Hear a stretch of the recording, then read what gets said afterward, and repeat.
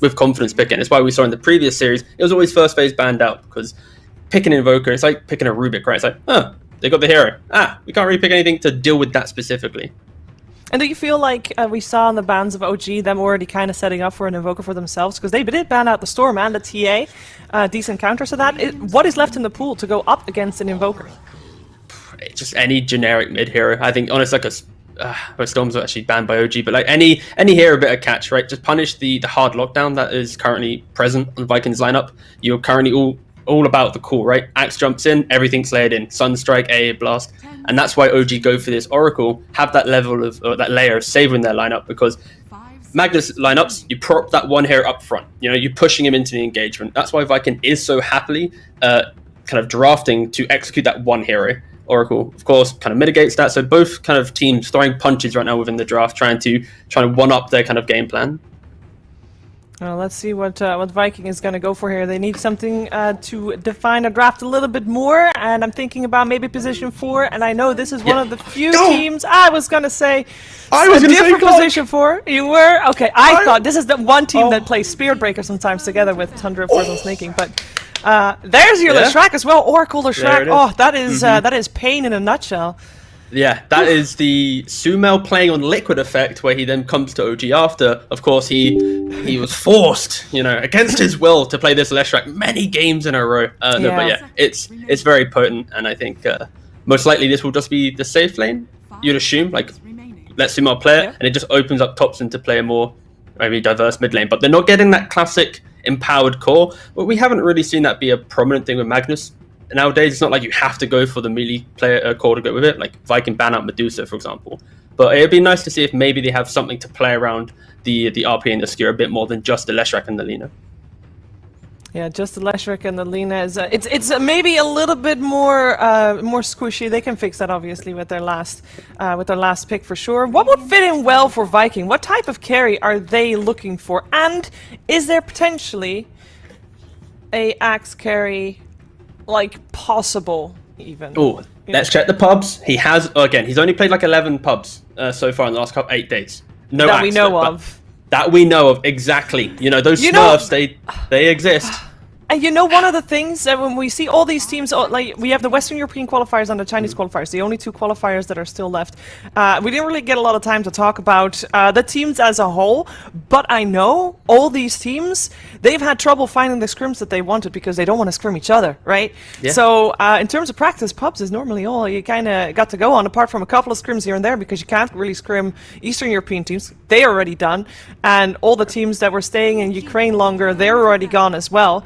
So I'm so curious to see what the teams have come up with for these qualifiers, and also curious to see what these final picks were going to be. We're going to see some bans on the cores still.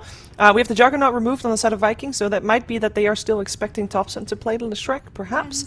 Or, yeah, he can play something else. He could play Lina, maybe. Can he play Lina? Would he play Lina against? He actually could. Would be good. Yeah, it could actually be all right there. I think if we look over at Viking real quick, it's like their carry right now is, I'm thinking like Spectre or Anti-Mage style potentially. But with a Viper ban themselves on OG, maybe they. Interesting. They ban on Viper. Yeah, I feel like Spectre or Anti-Mage is just really good for Viking. Yeah, and they have the first pick coming into this phase from Viking, so they might be able to snatch it away if. I mean, if you're gonna have a mag lineup and you ban out Viper, wouldn't the PA be the obvious choice? So shouldn't Viking ban out the PA? It's like the combo. That's true. mag Yeah, PA. the PA as well. That's true. That's true. Also, I muddled up my my pick order, but it's fine. It happens. We'll see. Viking has the ban. Well, because I muddled up who was picking after the ban. I was just being a silly Billy. It's all good. What we do know is Viking is picking, or banning rather, their last hero. Yes. And I think, just to be sure, you should ban the PA. I feel like that's Yeah, but that's the thing, right? That's the play, though. You know, you ban the Viper. That's what they want you to do. Exactly. So instead, they give both up available. Ooh, Spectre or the PA. What's going to happen? They go for an Earth Spirit. Whoa! Spin it round. They're just going for something completely different. I don't know why I got so animated over an Earth Spirit. I mean, that's an Earth Spirit probably for Topson, surely. Yes, I know Saxa can do it, but it's the Topson special. Like, yeah. Yeah. Just put it on mid. to be clear, This is, the you know, game 1 of your TI qualifiers. OG is a team that has done this before. They have gone through qualifiers before. Actually, they knocked out Saxa and Kezu from the qualifiers in TI8, which, by the way, at that point were on the same team. So, you know, there's some history there. Bad blood. Saxa and Celery, I believe, actually. But bad blood. No, I don't think so. But no, there's not. I mean, you gotta open with what you are strong with, in series style. So in terms of tops and Earth Spirit, I'm all for it. No, I like that. Like, and they go for the brew. Sprinkle of the But yeah, I think first of all, let's touch on OG's style of draft right now. It is going to be this mid Earth Spirit. They are going to be playing off the fact that he does immense amount of right click with the talent, the damage talent. You get the empower as well. He's going to be able to execute these heroes, and he gets tanky so quick. So that alone, OG is going to be up in your face. That's why they go for this kind of brood style, because of course, brood in laning phase, he can overwhelm this tower, and OG now has to react a lot to this brood presence. Like, are they going to be killing him, defending towers? They can't just simply run across the map, because if they do that, they're losing 2 towers. So I understand Viking's response with the brood. It's about defend through aggression, or at least kind of positional aggression. But yeah, like OG's lineup is pretty scary, and it is going to carry axe that we haven't mentioned yet either. Oof. Yeah, Shad will indeed be playing that axe. I can't wait to see this game play out. Do you want to make a quick prediction for this game 1? Shiva, predicting Europe, so I don't. If I predict OG, you're an OG fanboy. If you predict, yes, you know. Okay, no. Okay, are you an OG hater or an OG fanboy? That seems to be the thing. My boy Kezu on his group, he had last pick. This is the game for him to, you know, do that Kezu magic. So I'm going to go with a Kezu for why not Viking. All right, well, let's find out what's going to happen in this first game of the best of 3. We're going to find out together with ODPixel and Fogged. Thank you very much, Shiva. Yes, game 1 of this OG versus Viking. Fogs, we have a last pick brood here coming out on a scary brood player. Kezu getting it here for Viking. How scared of it are you here? Do you think if you're OG, or if you're OG, you say, hey, look at our heroes. We're going to run at them. We're going to bring the action. We're going to be able to squash the brood. You know, what way is this one going to go in your mind? I just want to see how teams, if there's going to be an over-adaptation from OG, or if they're just going to play their own style and just let Kezu have his own game and then just dominate the rest of the map, because it is a very, very aggressive lineup, like you're saying. You know, this Lash, we've got a lot of early aggro, not a lot of really like cooldown-based things. It's like really just the RP from OG, so this is exciting. And I think we have to say it, you know, this Earth Spirit, Thompson, he's been a huge fan of these Echo Saber mid laners lately. I know people probably seeing him inside of those pubs doing it, so I'm just excited to see these constant battles, because this looks like super fight-heavy lineup from OG. No, absolutely, and I think from both sides as well, Viking, they're going to be pretty happy to meet the action, at least with, maybe not quite as soon and as early as OG, but if they're able to hit those timings, get those good 6s on the supports, they are going to have the ways to initiate, to break in, to counter what OG's going to try and throw at them. You know, heroes like Axe, Clockwork, they are going to be able to deal with heroes collapsing in on top of them and offer the ability to turn things around, split them up, set up for the big combos that are going to come crashing in from the Invoker and the AA. Yeah, absolutely. And there's a lot of information game. That's the thing that I'm looking at for Viking, is finding these backlines, finding these squishy heroes, bypassing the Magnus and the Earth Spirit, which they absolutely can do, right? You've got Clockwork, you got Spiders, you got even an AA Blast coming over the top. Do have a lot of different ways to scout. Even Boom, you know, an Invoker, he can get into those backlines with his Ghost Walk, since he's very likely to go Quals Wex, because that's just what you have to do now every single time as Invoker. So yeah, this should be a pretty interesting one. Yeah, and I guess you've got to imagine with Thompson getting that Earth Spirit in as the last pick, yeah, this is going to be a mid-matchup that he feels pretty confident in. Playing against the Invoker, should be able to have a fine old time in them at 1v1. Yep. You can't put that much harassment onto the Invoker, unfortunately, but you're going to free farm as this Earth Spirit, and you have better rune control. So you're going to get that bottle. Invoker's not going to get bottle. It's going to be up to the Viking supports to really check out the runes in mid to help out Boom, so that Thompson doesn't get some like crazy strong power rune at that 6-minute mark. Aramis. Well, they're going to have a bit of a chase on to the Clockwork here. See if they're going to have enough for this. They will have another Fortune's End in a few seconds from No-Tail. Aramis can get up to the high ground in time. Now No-Tail will be able to get the cast off.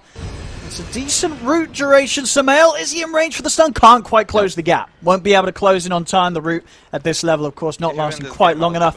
So Aramis will make it back to base, and we'll start to see the lanes take form. Top lane against Kezu's Brood, it will be No-Tail and the Oracle supporting Sumail's Leshrac. Over in the mid, of course, Boom's Invoker against Thompson's Earth Spirit. And then down on the bottom half of the map, you'll have Saxa laning here with Seb as this Lena Magnus duo against, of course, the safe lane Axe from Shad, they'll have to back up a Celery in this lane. I mean, and looking at some of these side lanes, who's going to struggle, Fogged? Who's going to have a rough time here on the first few waves? I think it still just might be Shad bottom. Even though we've seen these axes do very well, this is a very strong lane OG has. Magnus, Lina, two of the strongest offlane heroes, the 3-4 combo. High burst, high physical damage, you have pretty much everything there. So I think that's probably the lane I'm looking at to suffer the most. I think Sumail should be pretty okay up top. The Clockwork has a pretty tough time, Aramis. I think actually putting pressure onto Leshrac and Oracle as these two ranged heroes, he's just going to have to cut and find his own game. Overall in the game, it's a pretty good Clockwork game, but in laning phase, it's going to be a slow start for Aramis. No, once he gets those few levels, I mean, a big part of his movements are going to be matching that of Topson's once the laning stage starts coming to an end and Topson gets aggressive across the map. It's going to be very important where the clock is to try and punish Topson for the aggressive moves you know that he's going to want to make on his mid-earth Spirit.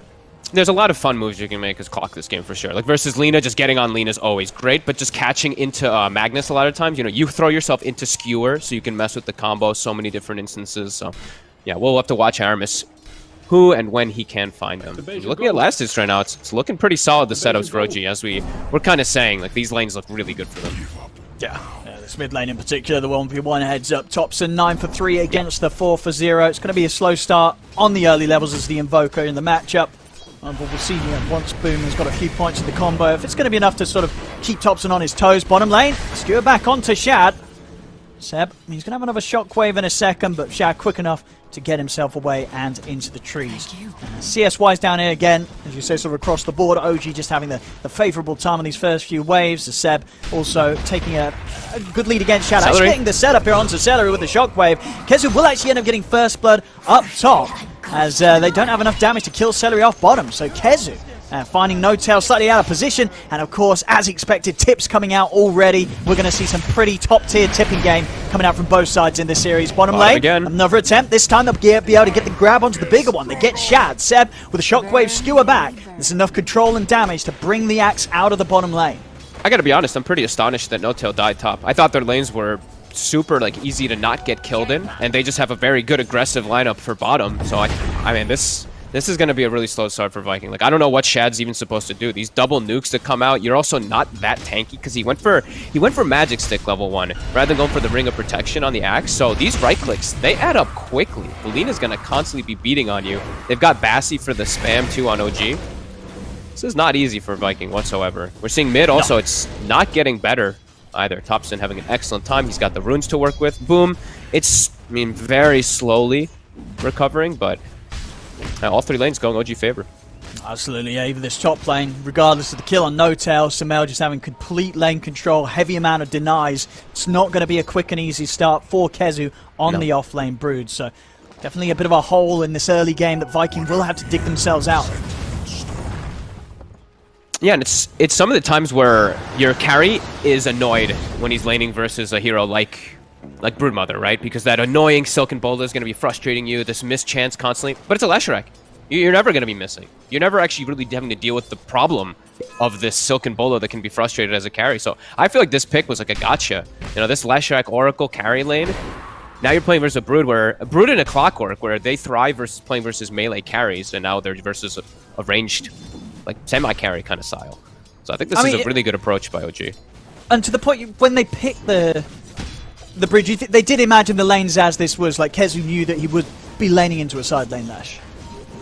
I think you should have known that they were going to switch it up. Like, when does Topson play Lina, man? Like, I was looking, I was like, no way Topson's playing this Lina. Like, this is a Soxa Seb lane for sure. They're going to pick something out of the ordinary for mid lane for Topson, and that's exactly what happened. Like, you have to expect that, too, that Viking knew that was going to be coming, but this is what they decided to go with. And, I mean, look at Shad.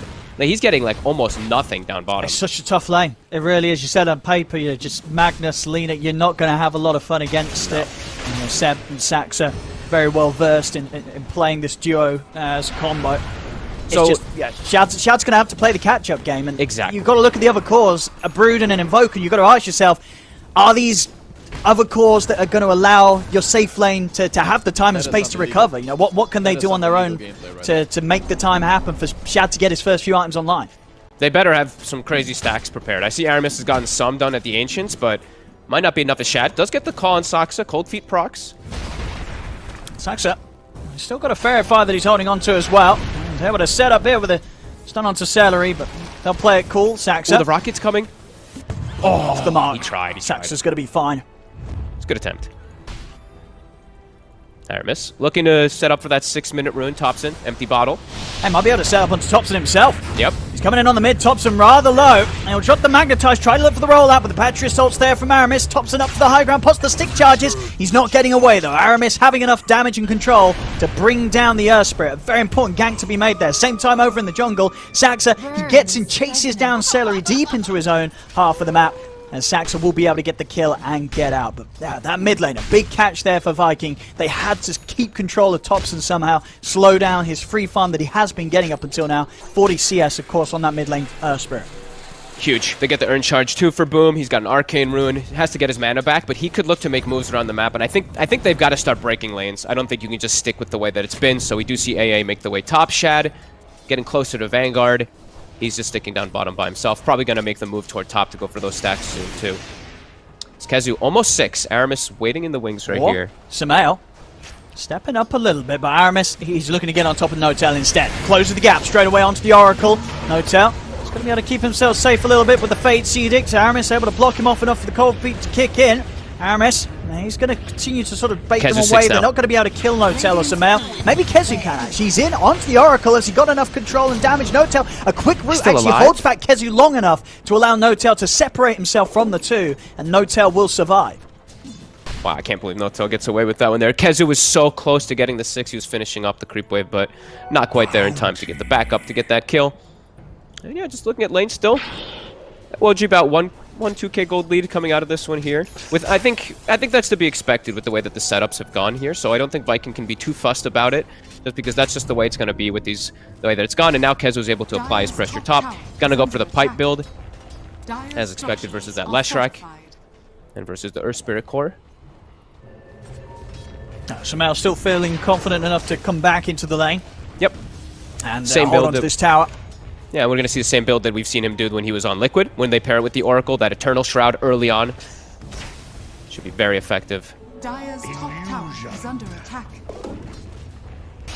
In the mid lane we see, just with the EMPs here from Boom, just leaving Thompson in a state that doesn't allow him to get maybe as active as he wants to, with this consistent harassment of the mana drain of the EMP. Yeah, and he's going to do the same build that we did mention that he loves. It's got to be the Echo Saber. Get that big damage talented 10-2. It's actually really nice on Earth Spirit. I think it's something that's been underlooked at for a long time here. We'll see if it does work out this game for them, because laning phase looks great, but Viking, they're going to start getting some momentum here with Kezu very soon. Both supports playing around him. That does mean that they're going to be a bit under-leveled here. Celery, level 4, and he's got good levels, but Aramis, he's not even level 4 on this Clockwork yet. Yeah, his level's definitely quite important when you consider how much sort of the trio really needs to achieve. Now, Aramis, Celery, and Boom, these three, they've got to be looking for the setups for the kills. Boom, he's making his way up top. He's ready for the setup. It's a beautiful angle here with Tornado EMP down onto the two of them. They take down Notel. Samael out of mana. Boom with a beautiful rotation up top, lines it up perfectly, and wipes OG out of the top lane. Very nice early move. And they know that, I mean, with these early moves, it's actually going to close that gap after the laning phase completely here, because they're not killing Shad. He's sitting at his tower. He's got his Vanguard. So, yeah, these moves will be working out here for Viking. 4-2 now. As OG looking to strike back. Looking for Shad. Shad. Play it safe underneath the tower. Will show himself. See if Thompson sees an opportunity to dive in and set up for this. Already starting here with the Shockwave into Light Strike Array. RP drop down as well. It's the carry. They'll throw everything down onto Shad. Shad, he's got nothing to offer in return. He'll get a few spins and a call off, but he'll still end up going down here to the aggression of OG. Same time up top. Samael also receiving a similar bit of aggression from Viking as they dive in, they take down the Leshrac, and they can continue to put the pressure onto this tier 1 tower top. Once again, Boom getting involved, enabling his side lanes, and just pulling together the resources to make sure that even with the fact that they didn't get quite as much as OG out of the laning stage, they've still got the tools to get these objectives taken down. And I loved what he did there, too. So we see that sentry ward on the side of OG, placed up toward near the tier 2. They actually got a D ward. But what that ward did is it scouted out the TP from the Oracle, knowing that there's going to be a follow-up TP on the front. So boom, he leaves mid, TP's top to make that move to set up so that they can go for this tower push. Because I think they also knew that Shad was getting ganked, but they just accepted it. They're like, whatever, Axe is going to die, let's make our own hit at the same time. And they did. So they get that successful push top. And now they swing over to the mid lane to defend. While we do see OG, they're going to look to hit the bottom tower as well, so they can get that space. The Leshrek's making the move down with level 3 Edict. It's going to die in no time. Boom does not have a TP to defend the bottom tower either, so OG should be able to just finish that one off. They're pinging it like they want to defend, though. It'll be a hard defense to make. I mean, maybe because Aramis is 6, you know, they do have the potential to more aggressively set up for the counter plays. Yeah, it's already gone. They're looking towards mid instead. Boom, pushing in. As we say, the all-important ultimates now ready on Aramis and Celery. They've got a huge combo to blow up any member of OG, really, if they can land that hook shot on Ice Blast. Dire's structures are fortified. Kezu starting to bully the support, Saksa.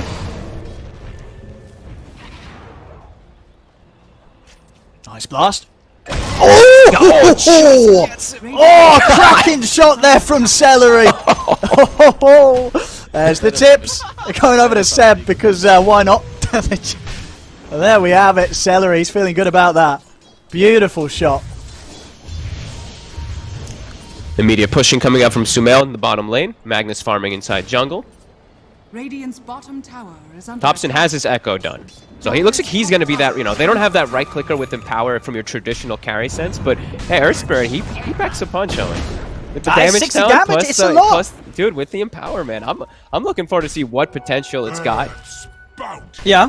I mean, like whatever hero in the game has a damage talent that's close to that at level 10, right? There's some like Kunkka has like a plus 30 or something, maybe Lion plus has the 20. 70, right? At 10. Oh, he has it. But he's not a carry, you know, but that's literally the only other one that's that high at 10. So sure. But on melee heroes, this is on probably melee, the highest. it's gotta be the 60 highest, damage. Yeah. That's I mean, how much would 60 damage set you back if you're looking at items? You know what I mean? Demon Age, that's 40 damage, that's 2,200.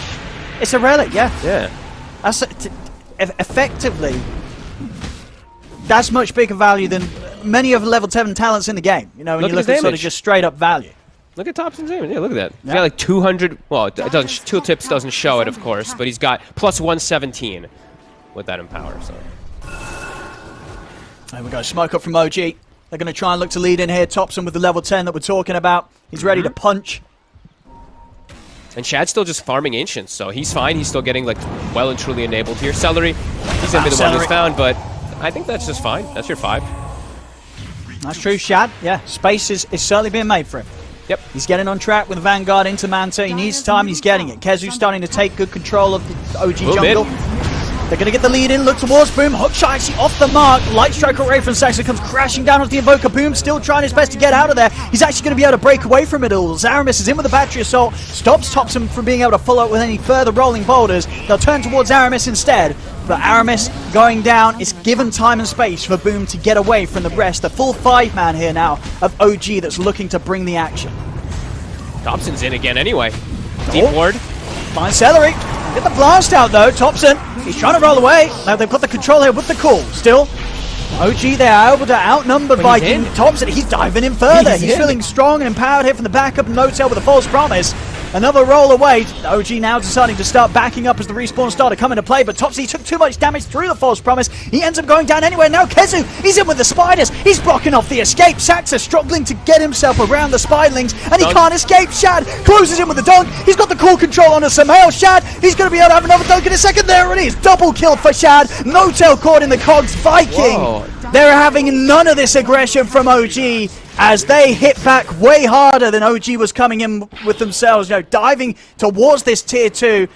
Incredible amount of aggression from Thompson. Too much aggression as that hurts OG big time there. Big step up for Viking. Thompson is a literal madman. Diving into tier 2, he gave away his team's ward with that. It gets insta-dewarded, and then they just, I mean, that's such an over chase there. He gets vesseled. There's no healing coming out.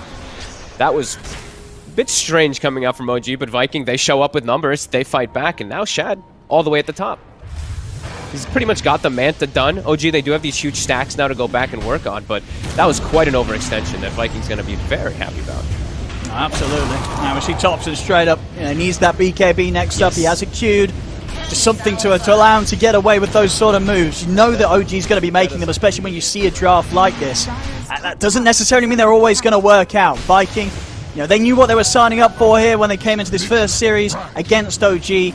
And with the moves and reactions like that around the tier 2s, they know exactly what OG is going to be bringing towards them. And they're showing that they do have answers for it. And they're already starting to get their own tier 2. Like, this tower's dead. Kezu's going to finish this off, and then they have outpost control too, so they're going to start denying some good XP from OG. OG is going to have to look to make their own move. They're already pinging down toward this bottom tower, and they can push very fast tier 2, but again, I got to watch out for these overextensions. A couple more of those, and Viking's going to be just in a pretty damn good spot this game to control map. And they do scale very hard. Sure, this Earth Spirit has good damage, but... On mid! Aramis! He's going to be able to find the angle onto Seb. Seb! He can't get back onto his side of the map in time. As Aramis catches him out. Viking picking up another, now starting to build up that net worth lead for themselves. As that laning stage where OG were able to have the security, the advantage with the matchups, it's starting to become a bit of a distant memory now. Viking, they're bringing in the stronger plays. Absolutely, and even though, like I was mentioning, their Spirit, he gets all this high damage and scaling potential and all that, I think we've seen really displayed by LGD that Axe is gonna outscale. He's gonna get to a point where he's just gonna start killing absolutely everybody on your team and just cutting the waves and making the game impossible. So OG can't make too many more slip-ups, it feels like. Can have the Ice Blast in onto Notail. OG. They're ready to back up their Oracle. In fact, Topson, he's ready to charge straight in. He's in with the silence onto Boom. Spirit Vessel's going to be laid down onto Topson. Aramis popping out the cloaks to try and split up the fight. They push the two of them back here with the Deafening Blast. Cold Feet will kick in for Topson. The Viking now keeping themselves to the edge of the fight. They don't have Shab with them. Topson desperately trying to chase to catch a member of Viking, but Viking proving to be able to do a bit of a better job than OG was able to when it comes to knowing when to back, knowing when to get out. As Viking, nobody gets caught, nobody gets left behind. I think it's super important that Viking's able to disengage in any of these situations. I think if you're not dying and not losing fights to OG right now, the scaling you're going to get in the later stages is going to be ridiculous. You have a Midas Invoker, you have Axe getting to this Manta Shard build soon. You're going to start getting a lot stronger, so just weather the storm. Don't let OG run you over in the next fight. You're at a great position with your gold, and just keep looking for these fights. Don't let them outnumber you. So this looks pretty good for Viking, and now looking to defend again top, even bringing the AA. I like that they're doing this. Just bring the battle back to them. Show themselves present at the tower, and it's enough to stop OG from sticking around any longer. They back off. Boom. The Midas stun going straight for the BKB. These BKB timings for both sides, incredibly important due to the way that we're seeing both teams just consistently look to just butt heads with each other.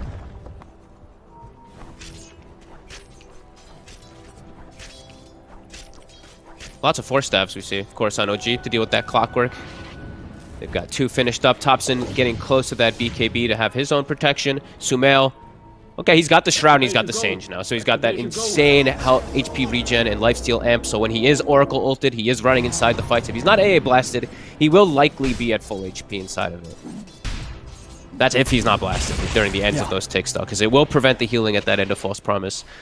And they have to make sure they ult him at a decent threshold, too. That is one scary thing about Axe, is you can still dunk through False Promise if they don't get it off early enough on the Lash.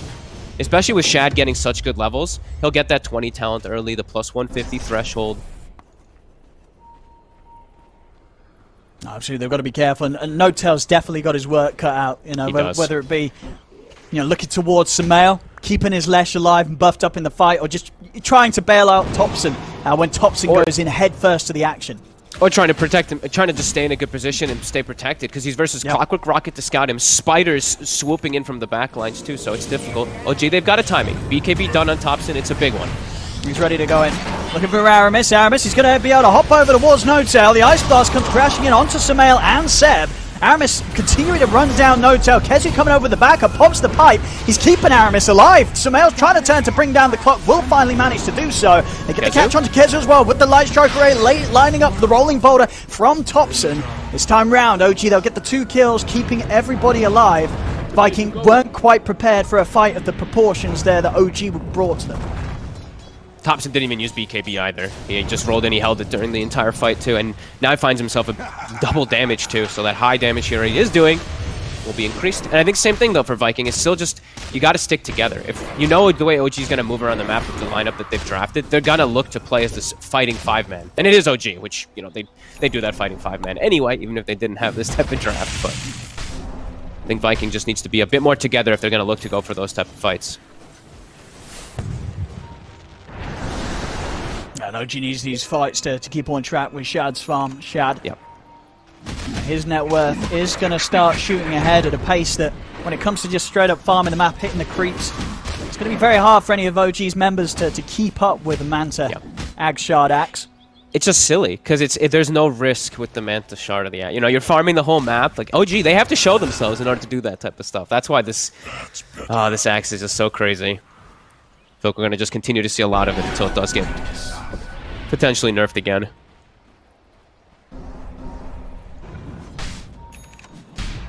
See what the next move in mind is here from OG. Relatively split up at the moment. Saxa just trying to get his bots farmed up on the bottom. Rather close to it as well, so we'll have that extra way to make sure that they can put pressure on these side lanes while still being kitted up and prepared to join forces to tackle Viking in a 5v5.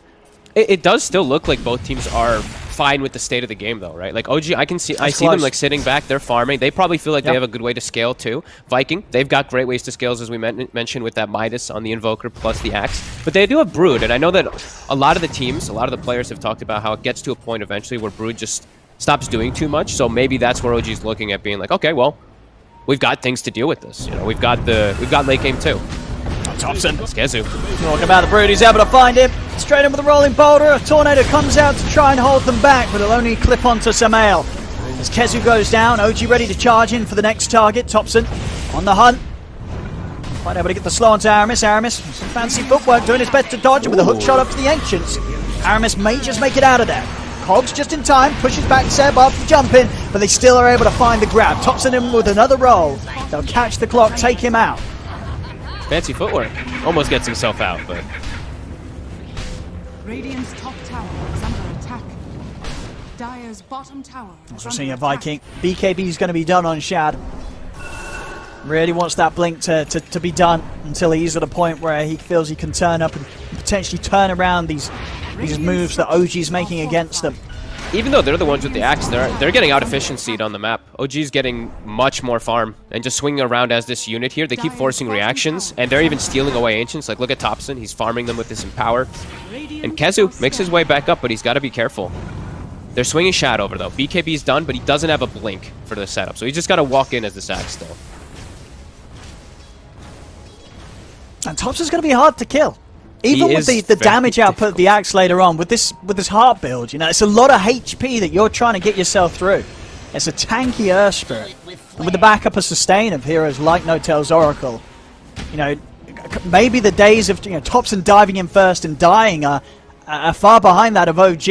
They're really going to have to throw everything down on this Earth Spirit to have any chance of killing Thompson.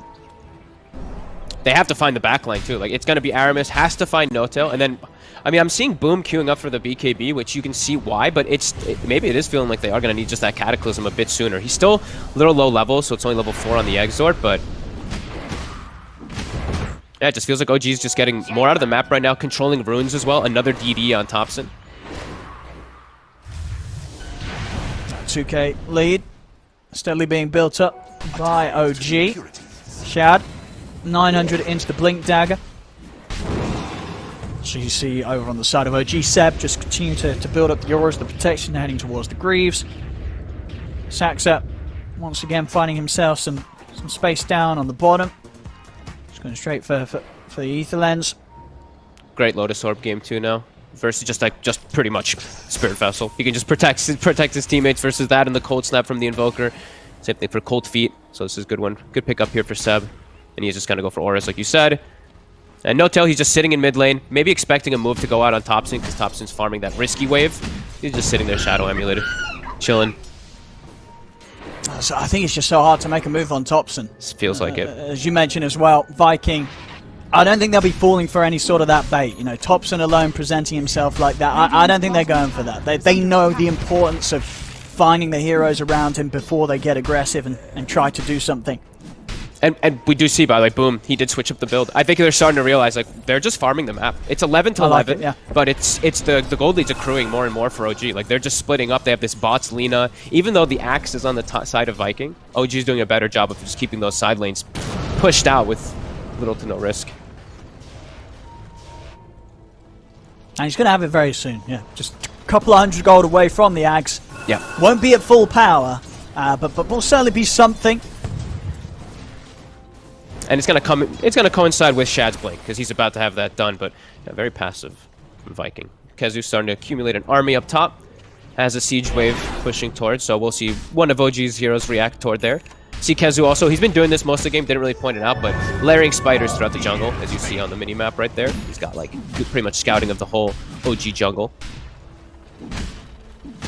And of course for Kezu, the halberd coming out, not really the traditional counter you'd expect to an Earth Spirit. Now, oh my goodness, this Earth Spirit, we need a halberd to deal with him. But of course, with the strength and the damage talent, those right clicks on this Topson build really do count. So having some sort of way to really stop that major source of physical right click damage that could come out after some of these setups like the RP, but will make a huge difference in the damage output of OG's team fight. I hope Shad's got enough damage. I mean, I know it's an Axe who usually does have enough damage a lot. with himself, but yeah, it feels like the rest of his team is starting to fall far behind. Seb, he gets caught. They're going to get the grab on him. They'll drop the Cataclysm, make sure they burst the Magnus before any sort of response comes out from OG. And a quick kill on the Mag like that, Seb off the map for a minute. That'll give Viking the confidence to head straight into the Roshan pit. He's gonna die quick too. That pure damage is no joke. Alacrity as well, thrown on top. Topson has heart finished. They're in the area. Can they do anything to interrupt this though? They've got a ward. It's already fallen pretty low. They're going to try and burst Celeriel to the sides. It's going to be a buyback coming out from Zeb.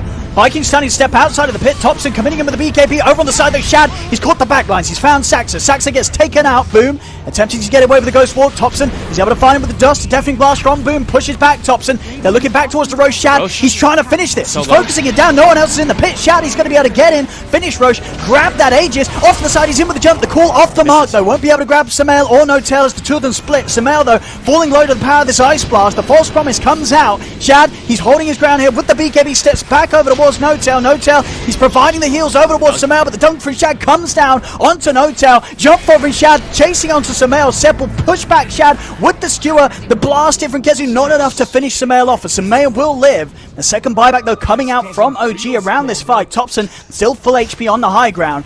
Aramis and Shad, Little Mana has enough just for a call. Into the cold feet. Seb's coming over. Topson very tanky. Tries to roll away. Kezu will be able to block him off. They're still sitting here with his 3,600 HP. They can't kill this Earth Spirit. They've got to bail. They've got to back off, especially now with the rest of OG coming back into play, chasing them down. Viking, they'll play heavily on the retreat. Topson, he wants to try and catch someone. In onto Aramis. Aramis has the glimmer, but there's the control from Saxon. Light Strike comes crashing down along with the dust. They'll take down Aramis. Long fight, but the pick-off that they get on Seb really pays off. They can get that Roche. They lose Boom, but they get Shad, his Aegis. He's got a Shard, he's got an Arcane Rune picked up, and they do lose the tower, and they do actually lose the gold on the map here too, but a pretty good hit there from Viking anyway. And showing that the Axe can do the damage, but Topson is an issue. Yeah, they've really got to get Topson in this sort of setup and catch her and Shad. Yeah. With the full damage of him and his illusion spinning away. Cataclysm.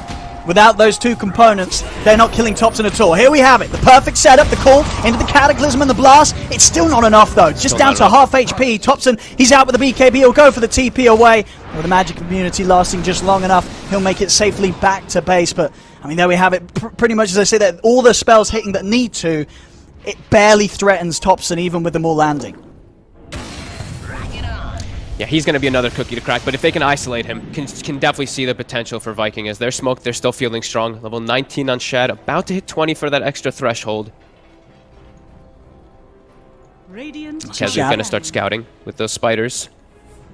And either Shad or Aramis could get the setup here. Shad And they look towards Samao. He's going to get the catch here over by the creep wave. Ice blast in. They can't save him, but the hook shot from Aramis comes down to the back lines, catches Seb, catches Notel, pushes Notel down into the river with the cogs. They've taken out 2 of OG, and there's no buybacks available on these 2. So the rest of OG, they're going to have to take this fight 3 versus 5. They get the cool control onto Thompson. Thompson, he's trying to roll away, but Aramis is in with the body block. So 3rd death on OG as Seb and Saxa, they have to split. Boom's going to continue to hunt down the Lena. Saxa will put the dust to try and slow down Boom. Turns with the light strike, will catch on to Boom. The movement speed, is it going to be enough here for Saxa? He does have the TP available, he's into the trees, he will manage to make it away. But a big hit there from Vikings, sending around the mid.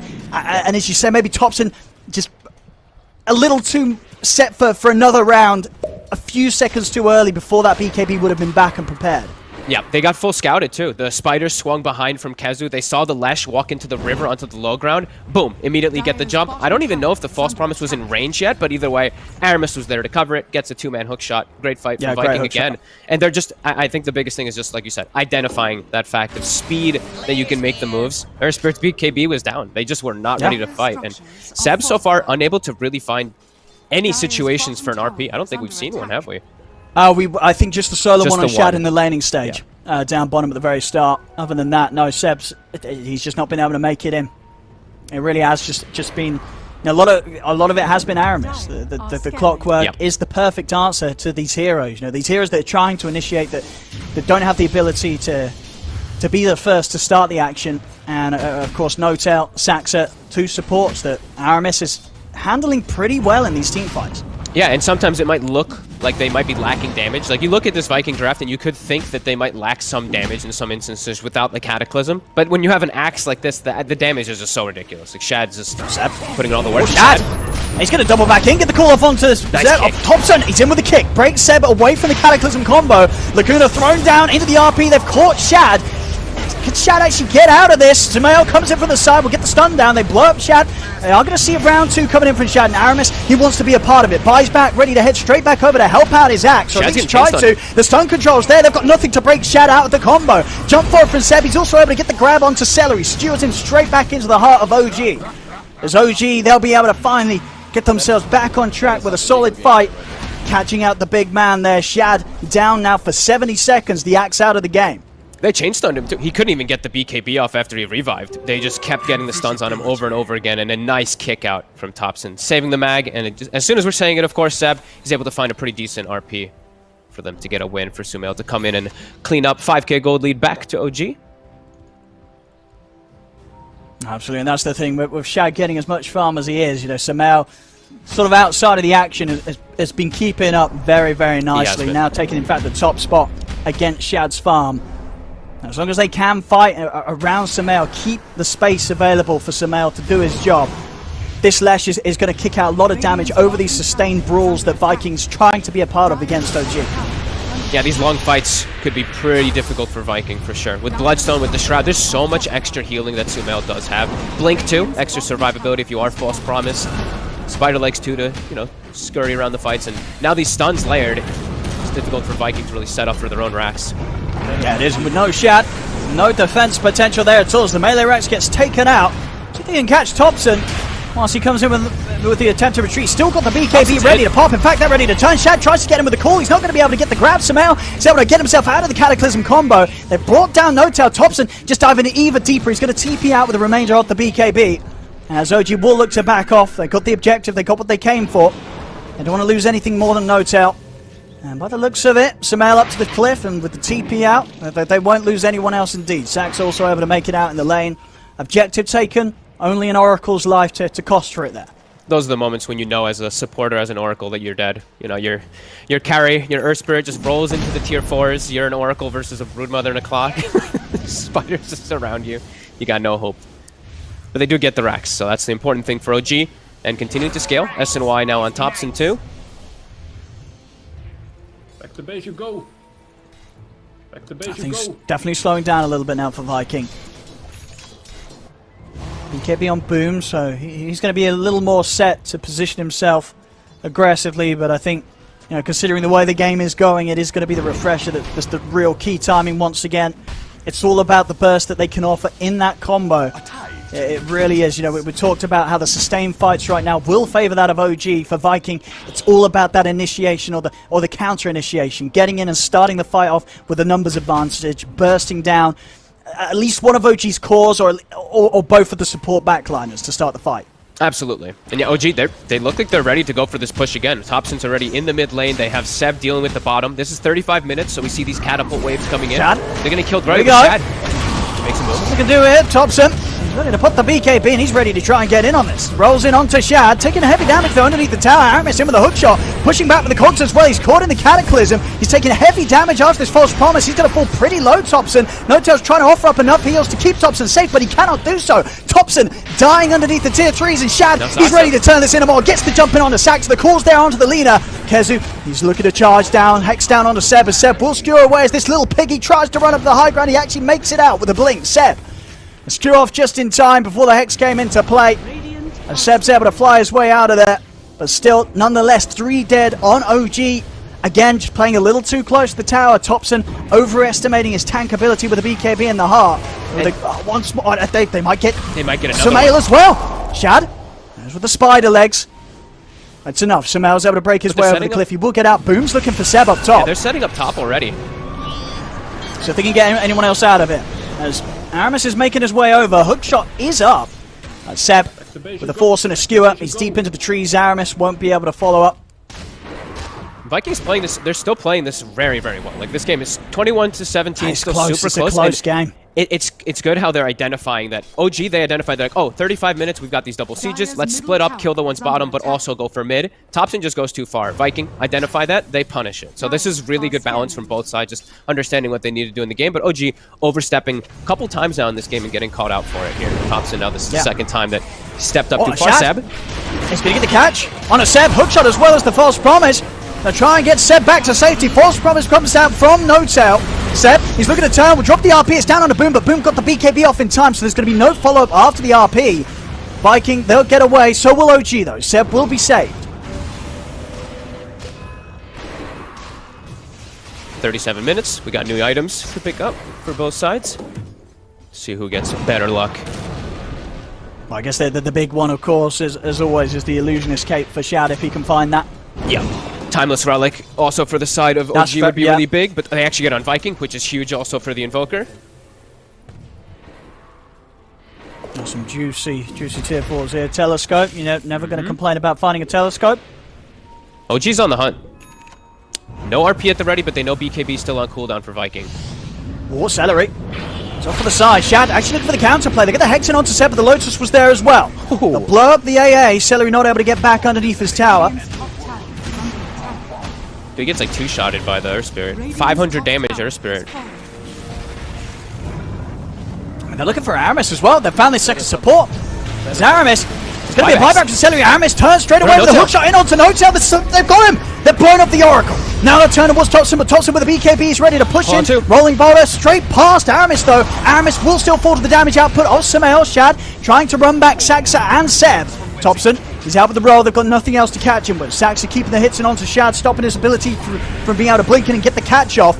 Boom over towards the mid. He's running down Sumail with the Cold Snap and the Spirit Vessel. Sumail backups coming in. Seb charging forward. He uses the Force Stuff to try and get Sumail back to safety. The Spider Legs are there. Shad calls off the mark. Won't catch the two of them. Cold Snap down onto Sumail. Now Shad, he's being controlled. Will put the man to try to get away. But Seb's back in with a skewer. Skewer onto Shad. Shad will fall. The axe down. 3 dead on Viking. Topson catch onto Kezu in with the Rolling Thunder. Straight over. Kezu turns with the Hex onto Saxa to stop any follow-up Light Strike Array from coming out straight away. It doesn't matter though. Saxa has the time still to turn. Kezu getting completely controlled here. Another slow from the boulder of Topson in with a stun. Landing everything here against the spider, leaving Kezu no chance to break away from the control of Topson and Saxa. 4 dead on Viking. That was a crazy fight. There was like 2 different fights going on during the entirety of it. Shad's chasing Seb the whole time while Topson's zoning 3 heroes as the Earth Spirit. And that's with OG losing No-Tail right at the start of the fight.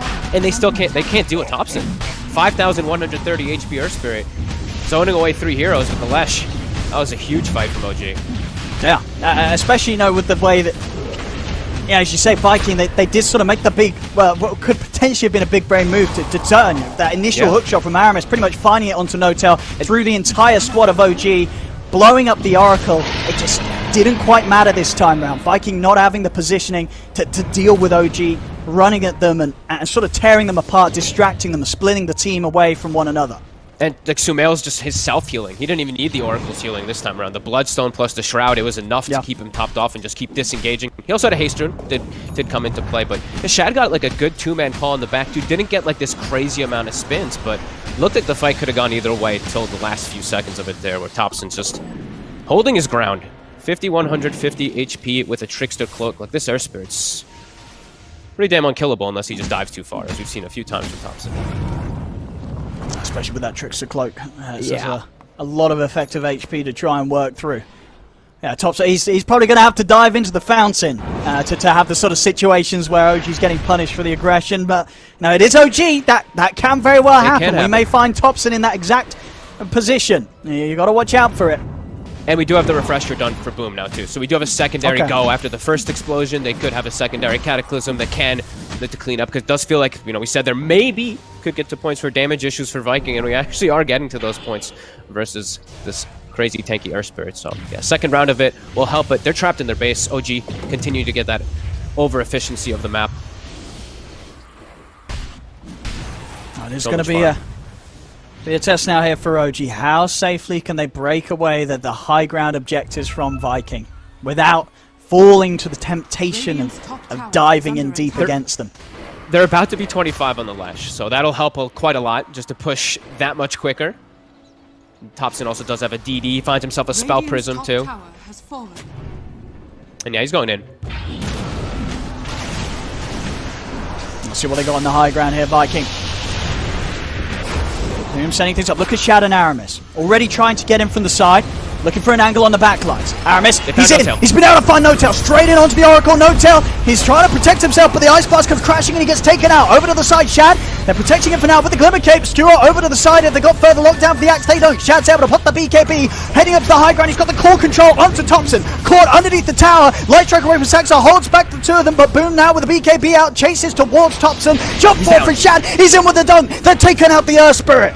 OG's push will be put to a stop as, again, Aramis just finding somehow that this angle every single time through the entire team fight, the entire 5-man of OG, he keeps finding the perfect line onto No-Tail. And they no messing around too. I thought maybe for a sec it could be like a bit of a mistake there from Boom, just doing the full double Cataclysm, because I don't think most of the actual Sunstrike's connected, but they got the Oracle, and then Earth Spirit just commits a bit too far. He gets a little too overzealous trying to finish off the Invoker and just gets completely locked down. So OG does still have to give some respect to this massive burst combo and also to the wraparound. Like Aramis, time and time again, has been able to find those wraps. Yeah, these are big holds, big moves here from the defensive from Viking, considering as well. Still, yeah, 11k down against OG. But making moves like that you definitely don't feel that much of a difference between the two squads. Some very solid moves from Viking. And a good point out there from our observer. I did mention how Thompson did switch out to go for Spell Prism instead of going for that Trickster Cloak. Maybe that Trickster would have been enough to keep him alive inside of that crazy dive forward. He was swapping the cheese in, and he had like 1 second or so left till the cheese was back in his inventory. So, hey, yeah, it probably would have saved him there, at least for some time to get the Oracle back in position. See what they can bring on the next round. Sumail still huge as ever. Despite these back and forth moves. 28,000 net worth on the Leshrac. Getting closer to being able to pick up this Arcane Blink and still having the availability of buyback. And No-Tail, he has no buyback. If he gets killed in this next fight, he's not going to be able to buy back and come back to join in like he's been trying to in the last few. So OG, it's a bit of a scary push for them. Even though they have Aegis left for 50 seconds, they're probably feeling a bit concerned to actually go for it here.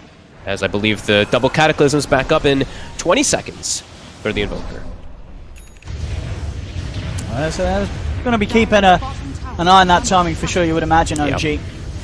The question has to be, what are they going to do about it? I mean, when it comes to OG's heroes, we see Thompson very much, he does have a pretty long reach in terms of who he can dive in and get on top of. But other than that, actually finding someone to really stop Boom from ever getting off his combo from the back of the fight, it's not easy for OG's heroes, right? They can't really stop Boom from doing his job every single time. As long as Aramis or Shad's in between Boom and OG, Boom's going to be able to drop those double Cataclysms every single team fight. Absolutely. It's not easy, no. Especially with No-Tail having no buyback or not. Like, if you've been watching his last gameplay for the last minute and a half or so, he's just Shadow Amulet randomly in the river. Because he knows it's like, if he gets caught, the game could just get really weird for them in these next few moments. Because he'll be down for like 100 seconds, they'll lose full map control. Even though they've got the 10k gold advantage, you know, this Cataclysm is no joke. So yeah, it feels like they have to just these angles of approaches is a bit strange. It's a bit difficult for them, and Seb might be needing to get that RP off, but it's the same thing. Like they're fine. They're getting on top of that backline. They're getting on the Magnus. They're getting on the Oracle to prevent them from doing so. But still anybody's game, really. Absolutely. We see Topson now here in the late game. At the moment, queuing up the Ags. What do you think he's got in mind when it comes to this? Is this going to be being picked up? Is it for the save or for the disable on one of these cores of Viking? Or do you think his job's now going to be just sort of kicking No-Tail out of the team fight, at least giving No-Tail a chance to live if they do find him? It could be both. It's probably more so just saving No-Tail, because then if he just gets the Stone Remnant onto him, then he survives throughout the Cataclysm combo. But if he sees an opportunity where he can roll in and kick somebody out of base, you know, there's always possibilities for stuff like that. And then they've got skewers, and they've got the boulder to kick people out of base, or the enchant remnant. So I mean, that is true. It's a lot of range. We haven't really seen a lot of this game around OG's base, but when it does get there, OG's going to have a pretty good delivery system for taking heroes from the tier 3s straight into their fountain. So, you know, Viking, as much as they're pulling out a very impressive hold on their half of the map, they've definitely got quite a mountain to climb when it comes to turning that into the ability to end the game or threaten the game against OG. You know what my favorite thing about this game is, though, Owen? We have two lineups that are very explosive, right? With, like, their Cataclysm combos, AA Blast. We have even Lagunas and stuff like that. Let's take a look at how many Aeon Discs we have. It's a big 0 right now, which makes me feel really nice, because, I don't know, that item is just running rampant everywhere. I mean, what is it, sort of a gentleman's agreement from the teams, you think? Nobody wants to play with Aeon Discs, you know. I think No-Tail's probably like, I need an Aeon Disc, guys. I'll smoke up from Viking. As soon as the action's back on, they want to bring the heat. There's another Aeon Disc. Yeah, as soon as we say it, man, they start... Look, Shad's got one. We've got one coming out on No-Tail soon, too. I mean, it makes a lot of sense from Shad as well. Sure does. For him, you know, sure, damage is going to be limited from himself, but just being able to survive and get the call off, allowing Boom to drop the 2 Cataclysms, the lockdown from the Axe will be enough to start off the action, even if the Aeon just gets procced.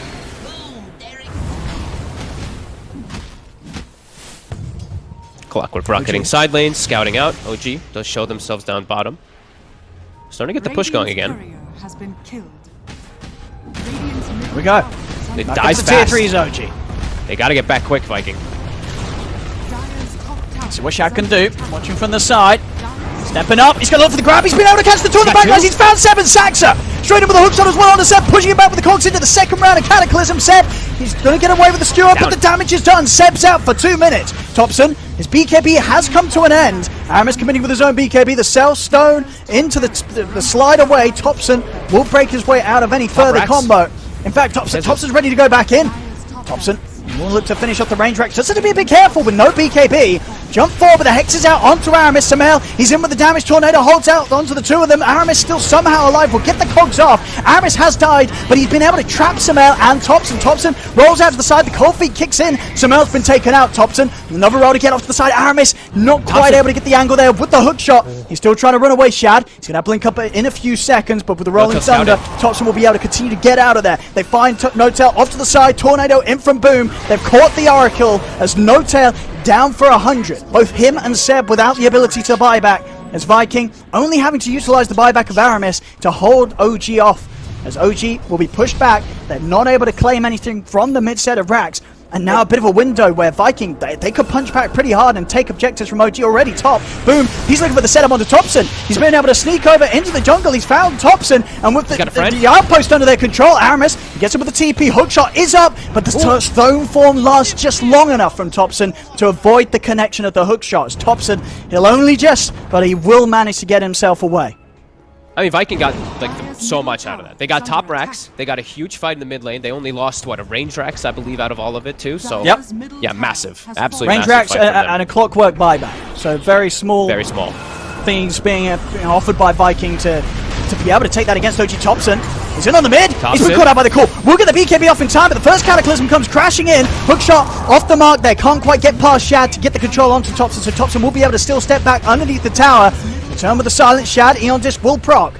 They'll back off for now. 10 seconds until Seb's back in. About 10 as well until Sumail's back in the game. Sumail really not wanting to have to use his buyback, of course, with these last few seconds that he is off the map. See if Viking can force the racks in time over to the side. Shad, he gets the grab on Saxa. Saxa standing a little too close. Over to the mid. Seb, he's in with the RP. Onto the two of them. He's able to push back Aramis underneath the tower as well as Kezu, but there's no follow-up onto both of them. Buyback comes out from Saxa. Another skewer. Again from Seb, scooping up the two of them. Aramis will die underneath the tier 4s. Kezu trying to break away with the help of the wedge, but the light strike comes crashing down from Saxa. Kezu will fall. OG themselves this time round, just one support buyback will hold back Viking. Viking not quite able to get the melee racks in the mid lane, as OG, they will bring out the defense. And it's 100 seconds now the other way. Let's see what OG looks to make happen with that time, since they didn't have their Magnus for 100 seconds, so that's why Viking went for the push. Now we've got it going the other way. Seb, he should have buyback for the next one, though. He was just short on gold, I think it was, so now this one he'll be able to get a little bit more farm out, and we'll have buyback after this next push, so OG gonna look to set for that one up, and yeah, we'll see what Viking does look to set up for here. Shad, he does buy out. He spends gold for his moon shard, so he's got that super high attack speed now. But yeah, 50 seconds. Skip some creep waves here. He needs to, because they could just lose. They could get megged right here. That's the scary thing about this Earth Spirit plus this Flash Strike. It's 50 seconds. That's more than enough time. I mean, the creep's getting too close. There's not going to be any backdoor protection here for Viking as Topson. Tier 3's gone. On to the racks here. What can the three of them offer up, Viking? Topson, he's in with the roll. He's going to be able to use the Stoneform here to kick him back deep into the hands of the rest of OG. Shad still able to get the BKB off in time. BKB and walk off to the side. They'll put the fortification. Still 30 seconds until Vikings got the full squad left alive. Boom. The AoE deafening blast. Slowing down the push here from Topson a little bit. Not enough. The range rack still goes down. Topson over towards the melee racks. So we're just the three hard to push them back. Sumail, he's in aggressive with a Hex onto Boom. Topson rolls forward over, Boom's out to get the BKB off. The Cataclysm comes out, but there's no setup as Celery dies underneath the tower. He does have a buyback available. Topson looking for the roll in onto Boom, but Boom with the movement speed able to juke it out to the side. Seb dropping the RP, but the Eon Disc from Shab removes the stun immediately. He's got the damage control onto Sumail. Sumail, he's going to have the buyback, but Saxa's down. No buyback on him. Topson, BKB committed as he tries to stay on top of Keju and Celery, but Shad, it's another triple kill. He's over to Seb. It's another ultra kill. It's Topson, the last man left alive. He'll turn into a stone, he'll turn into a statue. Maybe they don't see me if I'm not there, but they do. They see him. The Hex is down. Rampage for Shad. As Viking, they'll wipe OG, and they will defend the base, even keeping the melee racks alive on the top lane. Dude, Shad got the two-man call on the back line. He got the Magnus and the Lina as Sumail was super far into the base. They got split up again. The Cataclysm connects, and then they're all split. Again, OG getting a bit too overzealous, it feels like, with their aggression, and they get turned on by Viking for like the third or fourth time this game. Absolutely big hold there from Viking. Doing it for what must have felt like the longest of time for them as well, with just the 3 versus the full 5-man of OG. But they pull it off. They hold back OG. And now they're ready to run down mid here with a full squad. They know there's no RP either for 30 seconds or so. The Aeon Disc, as you mentioned, it procced as soon as that RP went off. Similar cooldown, so they should know. Buyback is forced, though, from Topson. And Roche is back up, so it does look like that's what Viking wants to scout out next. Take out the outpost first. Playing it careful, playing it smart here, Viking. They know that they've now managed to shift the lead into their favor, but not wanting to make the same sort of misplays that OG has here. As Viking, they're eyeing up the mid lane. Noto is quite far away from his team still. He's pinging himself. He's like, guys, I'm not there yet. Be a little careful. I'm coming. Topson rolling in. He goes in deep. He's able to make it away and chancing himself. He's dying. I mean, they're going for this Roche pretty much with the full lineup of OG alive. Viking feeling that strong about their ability to take objectives out to the side of the pit, though. They've caught Aramis. They're in with the jump. Aramis, he's out. That's the gem hitting the decks. Aramis gone for 90 seconds, but the time is brought there for Viking to finish off the Roshan. And now they'll look to try and get themselves out of it. Topson in with the chase over towards Celery, but they'll turn. Boom with the 2-man tornado. The RP from Seb comes down on the Boom, but Boom again getting the BKB off in time. Topson rolls over towards Celery, has the damage to take down the AA. The AA is gone. Boom pushing the back with the deafening blast. He's up to the high ground. Cataclysm coming down as OG starting to get split. They look towards Shad, but Shad blinks out just in time. Topson still trying to chase in onto the Axe. Shad has got enough movement speed here with the boost of travel to get out of there. He has it. Topson in with another roll. They'll catch the Axe. They'll bring down Shad the once. got the Aegis ready for round 2. No BKB, Eon Disc up in a second. Has Shad got any way out of this? The Hex comes out. Shad trying to run, but there's no help coming in for him. Shad will be left to die alone. Base is starting to get sieged. Good fight though from OG. They get the supports right at the start, and they can actually keep Notel alive for once. They get the jump onto him with the Hex, but his Aeon Disc ends up keeping himself alive to get the kite around. And OG, I think they lost a full AC on the Courier during this fight from Thompson, but either way, able to get the fight back.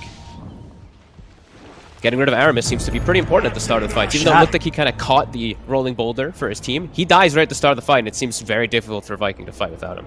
They will get their gem at least. I mean, and I guess Shad may be feeling the inevitability of OG trying to force something whilst we are dead, coming out with a sort of an unprovoked buyback there, which could leave him in quite a risky position. I guess was just really scared of something coming in, wanted to use the buyback sooner than later, but might have got away with holding off on that. Yeah, I guess he just wanted to be able to buy back, use Manta, cut waves, right, with sure. the shard and stuff like that. That's but true. Yeah, it could end up hurting him for sure. He spends his gold, he's got his overwhelming blink now too. No, definitely going for the riskier move, but as you say, maybe a necessary one. Just making sure that the backdoor protection does not get close to be taken out with any of the lanes approaching the base. Kezu. They got to jump in there. They've got a Hex on a Kezu. Kezu! He needs help and he needs it now. Shout in with the call. He's able to get the call onto both Thompson and Samael Seb. He's looking to get him with the RP, but the Hex comes out. Kezu's out. Buyback immediately from the Spider. Aramis in with a hook shot onto Samael, but Samael's in with the BKB, starting to back off the Cataclysm. It goes crashing down onto Seb. Seb caught between the two Sunstrikes. As Seb's gone, Shad, another great call. Catches Samael, even catches Thompson here on the attempted rollout. Thompson still able to break away with a further Rolling Thunder. Shad running him down. Thompson go for the TP. Is there anything to cancel it? There isn't. Thompson makes it out in time, but it's 3 dead on OG. Samael and Seb, no buyback available. Both of their buybacks on cooldown for at least 3 minutes. A huge window now where Viking, they may just be able to take something big here away from OG. Looks scary for a second for Kezu. He dies, but it ends up being well worth it. They get the comeback. Seb, he gets caught by the Cataclysm again as Thompson. Shad! He's getting He's caught. in! He's in with a fake back! Jumps back in straight away on a Saxon. Thompson, false promise, comes out to Saxon Hotel, trying to keep his leaner alive. Encharm Remnant and a self-kick off to the side. Thompson, he's looking to get back up with a high grab, but the Hex is there. Shad, he's closing the gap. Another call, Shad will grab it, but again, the Thunder was obviously time. He's able to roll away with the rolling boulder.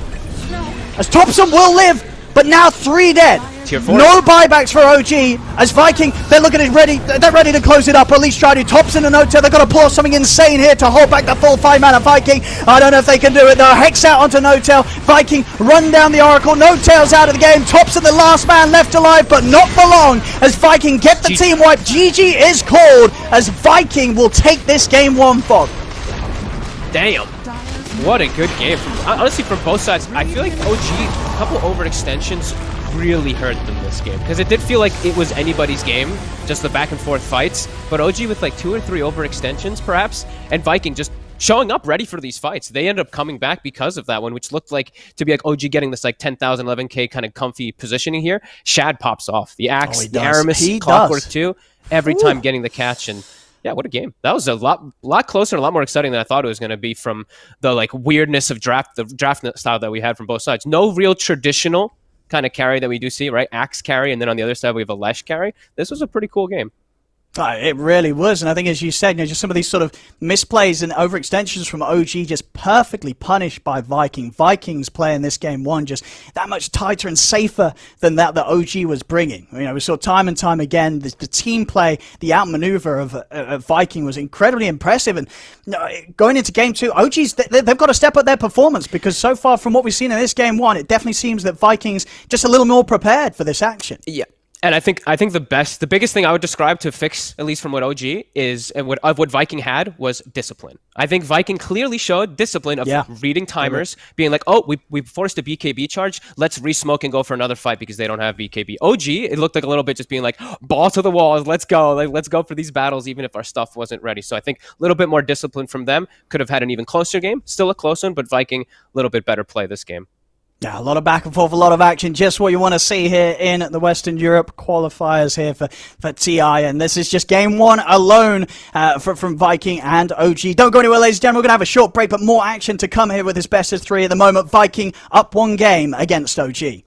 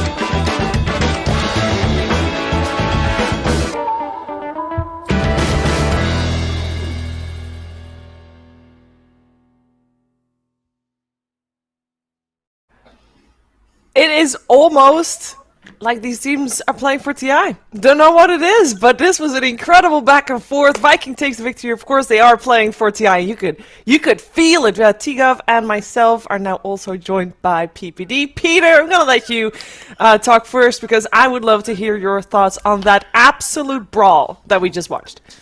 Yeah, crazy game, tons of back and forth, like 5 to 10k gold swings going both ways, makes for a super exciting Dota. I really liked Vikings draft. I felt like they were a little bit more on point with the meta.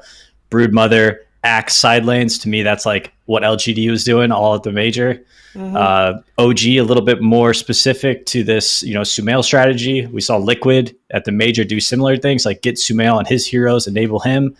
Unfortunately, it didn't work out. I love the Earth Spirit mid though. That was super cool. Yeah, I mean, it didn't work out for Liquid at the major for having the Leshrac coming out, and it did work out for PSG LGD to have the Axe coming out. So, if you're going to think about which team you're going to copy, T, I think Viking had the better idea there. Yeah, I think they mentioned it during the cast, the idea of the discipline. I think Viking, when they're holding their high ground, they are always able to kind of isolate these heroes and able to instantly kill off the Oracle. I think this is one of those games where, as I'm a support player, I feel so bad for Notail right now because he's this poor Oracle, and often you play to protect him. In this game, OG were trying to play to run away from him. Earthspit's rolling in, Mag's going in, everyone's running away from him, and it just kind of simplified Vikings' high ground defense because everyone would run to fight, and then it's like, oh, Oracle's by himself, let's kill him, then let's take the post fight. And these fights were so insane. I was making my notes, suddenly I've got 2 pages of back and forth. Who's gonna win? I don't know. But yeah, unfortunately for Notail, his team just didn't want to be near him. His team did not want to be near him, and there were a couple people that did want to be near him, mostly Shad on his Axe and Aramis on his Clock. They love Notail, love to jump on him, and they get nice and cozy with some fire on top of him as well, PPD, because a Viking definitely had... It was almost guaranteed. When they were able to do that, it was almost guaranteed a one fight for them, right? Yeah, Oracle's one of my least favorite heroes to play because you just become the target at all points. It's sort of similar to playing Winter Wyvern, except for Winter Wyvern's just crazy busted this patch, so you kind of makes up for it. But I think OG just needed to play even faster this game, playing up against an Invoker who has the Midas. If this hero gets to the point where he gets the Ags, Cataclysm plus Refresher plus Axe Call, I mean, we saw, I think it was Nigma at the major that was abusing that a ton as well. And it's just so hard to beat. Yep, we want to see OG playing faster, which would mean that Viking is also going to reply by playing faster, which means we got another brawl perhaps coming out for game 2. We're going to wait and see what's going to happen, though. We'll take a break. We'll be right back for the rest of the series.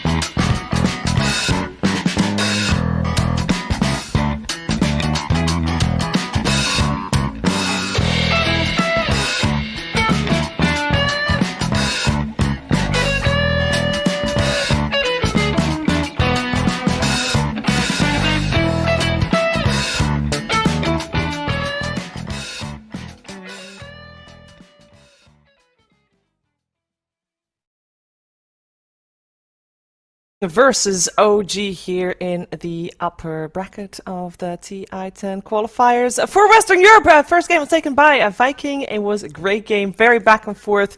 Don't go back to watch the VOD because you gotta watch this second game right now, because according to Peter, you said they're gonna play faster, or rather, they should play faster this time around. OG, that's I mean, it's a very panel thing to say. We're just trying to stay on Play point quick. here. Yeah. Yeah, play fast, play hard, win your lanes, get team fight, pick stuns, all those Wave good clear. things. But The wave clear. Win. You forgot the wave clear.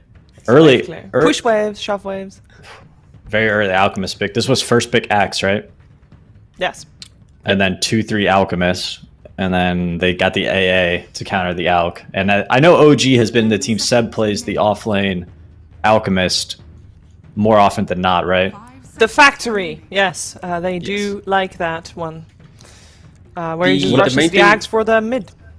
Yeah, the main thing is there has been variation, where he's going more like utility, where it's not like straight just axe. It's not like we're seeing like the gyro or the monkey, where it's like throw him the axe, go and play Dota. It's more like, you if you're Blink, your solo crest, maybe even a pipe, and you're looking at axe, third, fourth item down the line, depending on what kind of the game state is in. Yeah, so what are the best pairings for to give an axe to somebody? I know it used to be like gyro, it used to be bristleback. Void Are there Spirit any and other Monkey. TA? Monkey's still there. I guess Thompson doesn't play TA, right? No. What's the tops in heroes right now that we can? And it's so hard to pick a Yeah. hero up against Axe and AA. You almost want to have like Tricore just to be like, we got a lot of stuff, and you can't get everybody in the call. 10 seconds remaining. We have, of course, a massive change-up for OG in terms of their opening. Viking does the exact same thing. They ban out the same two heroes. They pick up the same two heroes. Is that a clever thing to do? Because you know that your opponent's going to adapt because they just lost. Is it a bit ballsy, T, you think, that they just go for the same thing again? I don't think so, because they just played it in carry, right? Then they can play it in offlane. There's a lot of flexibility with this style of opening, and they also demonstrated that they have this kind of discipline factor. So if they're not changing things, they're making OG change, and that's where it's easier to kind of know what you're doing and react to your opponent than to also be kind of creating new ideas going into a second game. You're the one game lead. You don't have to be too left field with your second draft. I think the Axe is just OP at the moment. I feel like it's just too good, and we saw him in the last game. I mean, he didn't even play that well. He missed a ton of calls, but the hero itself is just out of control. So I personally feel like it's just a great opener. OG's opener, the 2-3, I think the Alchemist, it kind of just tells too much. And I feel like this Axe AA is just going to have a completely free lane down here bottom. Alchemist could even struggle, potentially. And they could still, though, change up that Alchemist and not have it be Seb, right? I mean, it's Seb normally that plays it. It has been playing it most throughout the DPC season. But both Sumail and Thompson could take it as well. It is possible. I oftentimes think that in the 2-3, I think it's really great if you can take Dragon Knight, for example, is a really popular hero because you can flex him between offlane and mid, and then you save your last pick as the second pick team to decide, okay, hey, do I want to pick a new offlaner that can crush the carry that they showed, or do I want to pick, a new mid that's going to be really great for the game? I mean, this game is versus AA, but I always think this last pick Thompson Pugna or last pick Bat Rider or something like that, that could just really take over. Can work well. Yeah, I think okay, they go for Lina. The main thing with this Alch, I just want to see it go offlane. You throw down the acid spray, you play your normal game of Dota, and you don't get too kind of carried away with what it becomes. You're playing into AA already, so you don't really want to put A out carry, because of course you run up yourself, you're going to get executed by AA blast +1. So also Lion Alchemist, such a strong lane, right? We saw it during DPC when, was it season 1 or season 2 that was popularized? Either way, it's the idea that, I think it was 1, right? You throw down the spray, you have this line who pretty much enables any offlaner to play there because you have the double stun. So yeah, I just want to see this be offlane duo already done. Yeah, speaking of season 1 of DPC, Puck makes an appearance. I know, we also saw him in season 2. It's been a staple, but it is not really too much out of left field, Peter. Puck always fits in. You mentioned, of course, Dragon Knight. You feel the same about Puck in terms of how he fits in this draft? I think it's really nice to pick your mid hero after you see the two supports on the enemy team. And now that they see AA and Lina, they know that both of these heroes don't really have a good way to deal with the puck. And so as long as he dodges the axe call, he should be able to, go this treads witchblade thing and just have tons of damage and really kind of scale into the mid to late game. But Dragon Knight's a great pick, and they can put this in the off, like, their lanes are so flexible. This DK Axe is just so meta, right? Like, you can put these heroes in. I mean, Axe isn't going to go mid, but DK could go mid, DK could go safe lane, DK could go off lane, Axe can go off lane or safe lane. They'll just have to decide based on what they see here, which is OG's 18 pick. Oh, sorry, we actually had the picks the completely pick order, wrong, by the way. Yeah. So it was Lion first, Mm-hmm. and then they when they said it, I was checking the bans. Like, oh, this is wrong. I'll wait for him to stop, and then I'll throw it in. But yeah, it's I didn't Viking notice with until second phase. So they actually picked the Alchemist into Axe AA, which we'll see how it goes. But I mean, personally, I think AA is obviously a counter to Alchemist, right? Yeah, I mean, it's a confident Alch pick then. But that's why I think, like, in regards to offlane, like, I don't think these counters matter too much, because the idea of the hero is still you're going to be the one tanking up the AA blast, opening up the game for everyone else. You're still playing your kind of farm war, so I think that's where they don't really care too much about it, and they go for the Medusa, which I guess with the nerfs to the hero could become a good Axe buy, because now you can rely more on farming your Manta, your Butterfly +1, rather than going to Axe yourself. That could be an option, like second, third item Axe, but very hypothetical kind of strat right now. Yeah, maybe you do. I don't know. Alchemist is such a wild card hero for me. I feel like, can you play this hero as support? I'm not sure. All right, I did play it. I'm not going to do a Brian here. I'm not going to talk about my pubs, but technically speaking, no. With OG, it should just be the offlane. Let's not get carried away.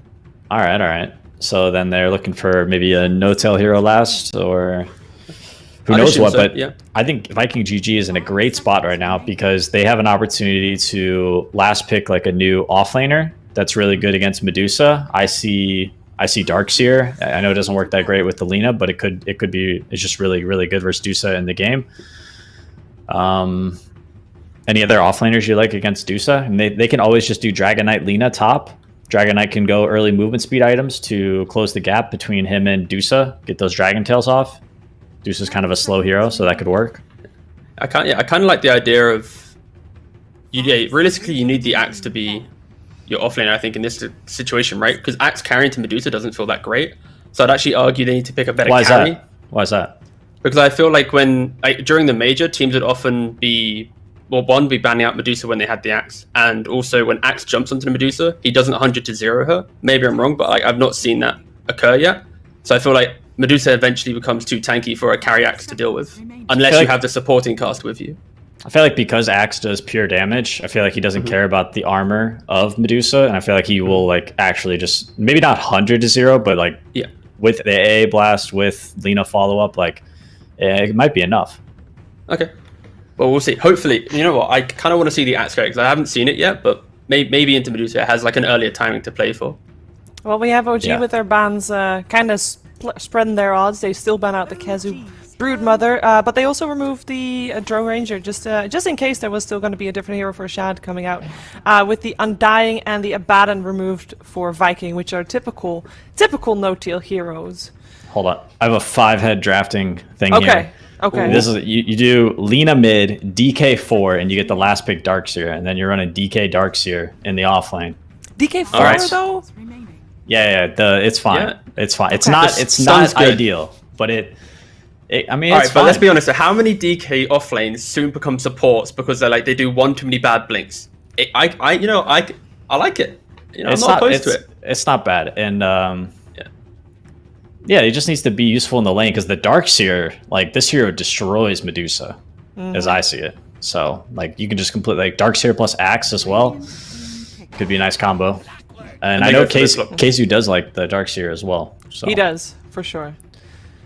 And we got Clockwork coming out for OG, and I think a lot of people will be remembering Saxa's Clockwork during the DPC, absolutely carrying his team to victory during the season. So looking forward to seeing that, because that level of play, I mean, Aramis obviously played a really good Clock in the previous game, but now the shoe's on the other foot, and looking forward to seeing what Saxa can do with that, as we know. Are you sure it's not? Are you sure it's not? Probably no-tail? 5. Yeah, it's probably 5. Well, are you sure it's not? I mean, it's Saxa Clock. How could you deny him the Clock? But you need the lanes, Shiva. You need the melee hero to body for the ranged carry. It depends on your team, right? They can switch up. Yeah, certain teams will swap their lanes. Other teams won't. haven't seen Noto play in the offlane very often. That's true. Like, ever. So That's true. But you're right, like Soxa does play an amazing Clockwork. It is kind of a signature hero for him and OG's team. Like they always succeed well when Soxa's on this hero. So yeah, maybe it is a good idea just for Soxa to play the Clockwork in the safe lane with the Medusa. They could also just do like Lion Medusa safe lane and run the Clock Axe off lane and Clock pulls waves, but that sounds very inferior. Yeah. Yeah, you kind of like with the AUK, you need the with the AUK, you need to have that hero to bully with the acid spray. So I think right now the lanes are kind of set, right? Clocks with Medusa, Puck mid, AUK Lion, and that's why Viking right now. Ooh, they go for a Kezu. Ooh, Venomancer. Venomancer. Venom, yeah. 2 games in a row, their last pick just makes me go, ugh, you know. I don't know. It's good. But it's not too bad against Puck, right? And it's okay. They have relatively slow heroes in Alchemist and Dusa, so even more slow can be nice. We'll see if he's able to establish like an area of the map and claim it as his. But Clockwork and Puck are pretty all right versus Venomancer, I would say. In the game. It is a DK position for Peter, so you were right with that one. Holy! It is also Damn. a Saxa Lion, so you were also right with that one with No-Till still going on to the Clockwork. Should have picked Darkseer instead, though. Yeah, if you're gonna put the DK on the position 4 anyway, maybe you might as well. But quick thoughts on who you guys are gonna think is gonna take game 2. T first. I'll go with OG just because I'm not too happy with the idea of axing to Medusa carry, and I think that Veno might have a great time playing aggressive and like owning jungle like Brood, but it doesn't have the same effect as a Brood. It's not going to like have consistent presence within the game. So yeah, I think OG is going to eventually get this win on their side.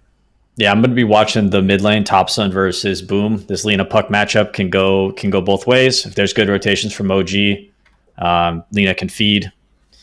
Puck can kind of struggle if he's left alone to play versus Lina, but I like OG. I think they have more playmaking opportunities, and I think Topsun can have a really, really impactful game on Puck with the DK being shifted to position 4.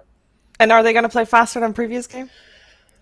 No, I don't think so. I think they're going to hang out and chill. They've got Dusa and Alchemist, so they're happy to go late, and we'll have another brawl back and forth, most likely, which is what everybody wants to see anyway. I definitely want to see that, and I know everybody in chat wants to see that, and I know our commentary team would love to see that too. It's ODPixel and Fog. Take it away. Thank you very much, Shiva, and a big welcome back, ladies and gentlemen, to Game 2. I'm sure you're all still here after that Game 1 extravaganza between the two of them. Viking, of course, able to come out on top at the end of the day. Fog, what do you make of what we're seeing from this second game? A bit of a switch up, very much OG, as Peter said, sort of stepping into a bit of a different realm where it comes to the timings they'll be hitting. This Dusa, this Alchemist coming out, and Viking, the curveball that PPD did predict, coming out. Aramis on the support DK. I mean, is this something you've been seeing? Is this strong? Where does the strength lie in this? And is this something Viking planned as soon as it was picked, or is this a response to what OG came out instead? I think they probably just started deviating, you start adjusting quickly based off what you see inside the draft. I think this is something people have been theory crafting for a while, ever since the DK got buffed, the Dragon Tail at level 1, just how much stronger it is. So I'm glad they went for it. I liked Peter's suggestion a bit better, though. I did like the Darkseer, especially because it's Kezu's hero. It's an Aura Buyer, which is always good versus like your Puck and stuff like that. And of course, you're versus Dusa. So I'm curious to see what he's going to do as the Veno. I feel like it's similar style of aura buying and like claiming an area and controlling, but I feel like Darkseer it gets to that you scale. You're going to scale infinitely because Deuce is going to scale infinitely, but this is the approach they went for. And we'll see if it does end up working with the 4 position DK, because the other thing is too, I think that's where it makes the Puck a lot better, because sure, it looks like a little bit of a, like not a hard Puck game, but an annoying one when you're playing versus DK, but now that it's a 4 position, I feel like you just open up opportunity for Topsun to kind of pop off in the game. See around this rune already, OG on the high ground. The battle begins. See if they catch out Viking, but not going to be the case. Viking won't be caught underneath the trap here of OG. As we'll see the lanes take place. Once again, Shad and Celery, we're starting down on the bottom half as the Axe AA combo. See, I would imagine No-Tail's going to head up to the top lane pretty shortly. Yeah. Just a bit of harassment here onto Celery as the two of them make it to the lane. Look at all the wards too placed down. 4 kind of wards placed out from OG in the bottom side. just checking high ground to see if the lane, they're going to do some type of like lane dodging, I think, is that what they're trying to scout out here. And then also just blocking off camps that we know will probably get stacked up from either the A or Lina. Let's see how Shad does bottom. This time he does buy that ring of protection that we did mention about him missing missing the last game for the lane. He needs it versus Acid Spray because he's down to that negative if he doesn't have it. So now he's at 0 when he's under Acid Spray with the ring of protection. And when it comes to what he's facing, you think in this game, Axe against Lion and Alk, it's not quite as threatening for the Axe as the Lina Magnus was last game? Not as threatening in lane, no. I think that Chad should be able to get quite a bit more farm out. No, because they can actually harass properly versus like the Lion. You just hunger the Lion and then the A8 is able to harass. And now it's Accept is just a walking aspect, which you can avoid. You can step out of. You know, shockwaves and these constant spams from Light Strike arrays, quite a bit different. And the swing over to the mid lane. PPD said he's going to have his eyes on this matchup. Yes. The Lina Puck can go both ways. Boom versus Topson. I mean, what do you expect out of this? Do you sort of pit either of these as the favorite to win in this matchup? Lately, I've been liking the Linas a lot more. It's just so easy to play. Sure, Puck is easy to play, but Lina just, it plays itself. Like Puck, you have to do some kind of like skilled kind of dodges and stuff like that. Lina, you just click the nuke on the wave. You keep your Fiery Soul up. It kind of does itself. So I like the Lina quite a bit more. And it really is up to the 4 position rotations. So I think that OG does have the better rotation, though. So that's where Boom could get caught off guard. Bottom. It's looking like this might just be the first blood. 7 Saxa. Got him. I'll be able to find it. Celery caught out with the stun, holding him inside of the Acid Spray. The punch is coming hard. Okay, that does mean they skill the Hex. So it does mean that Sox is going to have much less mana to work with to constantly harass the Axe because of that, but they do get a kill anyway. But yeah, usually you do see the point in mana drain at level 2 because you use your whole mana pool otherwise, and you just can't do anything in lane. You're just auto attacks. And when you see this sort of setup as well, I imagine Seb, you know, as the offlane Alchemist, will be, of course, building items for himself, but are we going to see any sort of shift towards an early Axe for any of his other cores or even supports this game? Yeah, sure. I mean, he's got 2 really valuable ones. He's got the Puck and the Medusa, so definitely super value. Maybe wants to get like 1 or 2 of his starting items first, maybe like a pipe or something like that. I've seen him usually go for the hood early, but yeah, I think it's just too valuable to not do it. Because then you can like force those fights around Roche that we used to see OG do when they did like the Monkey King Alchemist. You know, you get that timing and you just go Roshan, and then you have a Medusa with like 3 items or a carry with 3 items and a Roshan.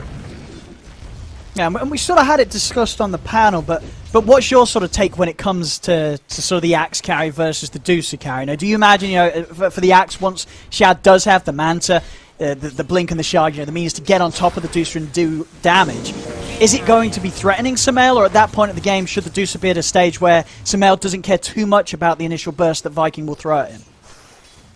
I think the pure damage might be decent. The one thing that changes my tide instantly is there's a Lion in the game. So if he does pop the Manta, there's just like, you can just mana drain, and then the whole entire, like most of the aggression that comes up from the Axe Manta, it just dies instantly. Those 2 illusions just instantly die when the Lion does get the Shard online, which we know Sox is going to do eventually. So I think it's an easier game for OG, for the Medusa to carry. Sure. Like, you do see this as 2 drafts that, you know, at a certain point, you know, Sumail's had a good game. As we saw his last match, he keeps himself at the top of the net worth. This Deucer could be the be-all, end-all in this game. Absolutely. I don't know what the Venomancer and DK are supposed to do to slow her down, really. Because he's got a Clockwork behind him as this Medusa, so you've got like no threat, really. The DK shouldn't, in theory, be able to get up to you, get a stun, and get all these Veno Gales. You should be able to just get your free farm on Medusa and then get stacks. So, yeah, it looks like a pretty good game for Sumail, I'd say. So far, lane-wise, nobody losing out too much. It's just that mid lane where Boom has about a wave or 2 edge actually on the CS of Topson. So definitely coming out of top so far. The 1v1 will hit that 6 probably a little bit quicker than that of Topson. So if that leads to them any chance to get aggressive with the 2 of them. I guess when it comes to catch for Topson, it is going to be a little tricky. And Topson not having too many threats that he's going to have to jump about in the team fights. Thompson did steal away a bounty rune, though, so he might be 8 last hits behind, but he did steal the one on the left side from Boom. About to be 6, but Boom gets the 6 first, and Thompson gets hit by the stun. He does. We'll get the silence off onto Boom, but Topson, he's got to be careful. Jaunting not too far away, that he's still underneath that Light Strike array. We'll see up top, no tail. Trying to get in with the chase down on Kezu, but a Dragon Tail stun from Aramis will hold back the clock. To try and turn it, the Snake Bounce is not going to quite clip onto Kezu, so Kezu will be fine. You know what's wild is Boom put an extra point in stun when Topson was coming in because he's like, no, he's gonna make this mistake. If he had Laguna, like he potentially gets the kill on the puck there. Yeah, for sure. I think we would have seen him sort of posture aggressively and try and chase Topson back up to the high ground. Yeah, no doubt about it. And we're still seeing Shad get off to a slow start anyway. Not as slow as the first game, but yeah, still getting slowed down from that Alkin line a lot. And we are already seeing the move from Celery, heads up to top. They've got the stack started. And they're going to do the same strategy they did in the first game. Leave Shad alone, and then just look to pressure the carry, the Sumail. We do see Saksa taking opportunity, though. Since he sees bottom, they've moved. He makes the way toward mid. Well, TP's coming in. They've got enough burst to take down Boom underneath the tower. They don't. Boom's going to be more than okay here with the backup from Aramis coming in and stopping OG and throwing anything else onto Boom. So a little worried for him. He didn't ever. I don't think he had a raindrop on him either. I thought perhaps he could get burst down, but holding his ground nicely. Good TP from Aramis, and they continue to stack. And Shad continues to get that farm. We do see, I think, the stacks starting from OG pretty soon. I'm actually not seeing stacks from OG just yet. I was going to say, I hope that they do have some stacks with this Alchemist anyway. Even though he's having such a good time bottom, you always want that extra enabling factor. We do see Aramis starting to get some scouting. Walks in with his Tranquil Boots as the DK, gets a deep ward down. Was spotted by OG, though. But they'll keep tabs on those stacks that we were mentioning.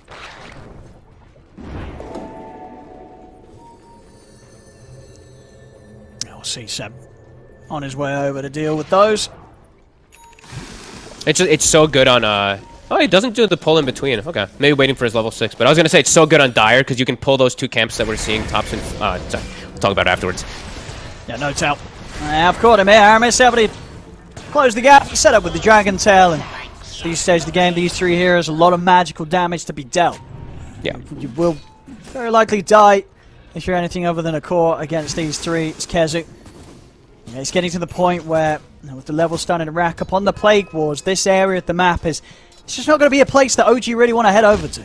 Yeah, and it is going to be first item, Aghanims, actually, for Seb. So not even going for a hood early on. He's just going straight forward for the Dusa. He does have two really good heroes for Aghanims, the Puck and the Dusa, so okay. Heck, he's got 4. I'm sure No Tail. He does? Especially Saxa. He wants to come out with the big old fingers.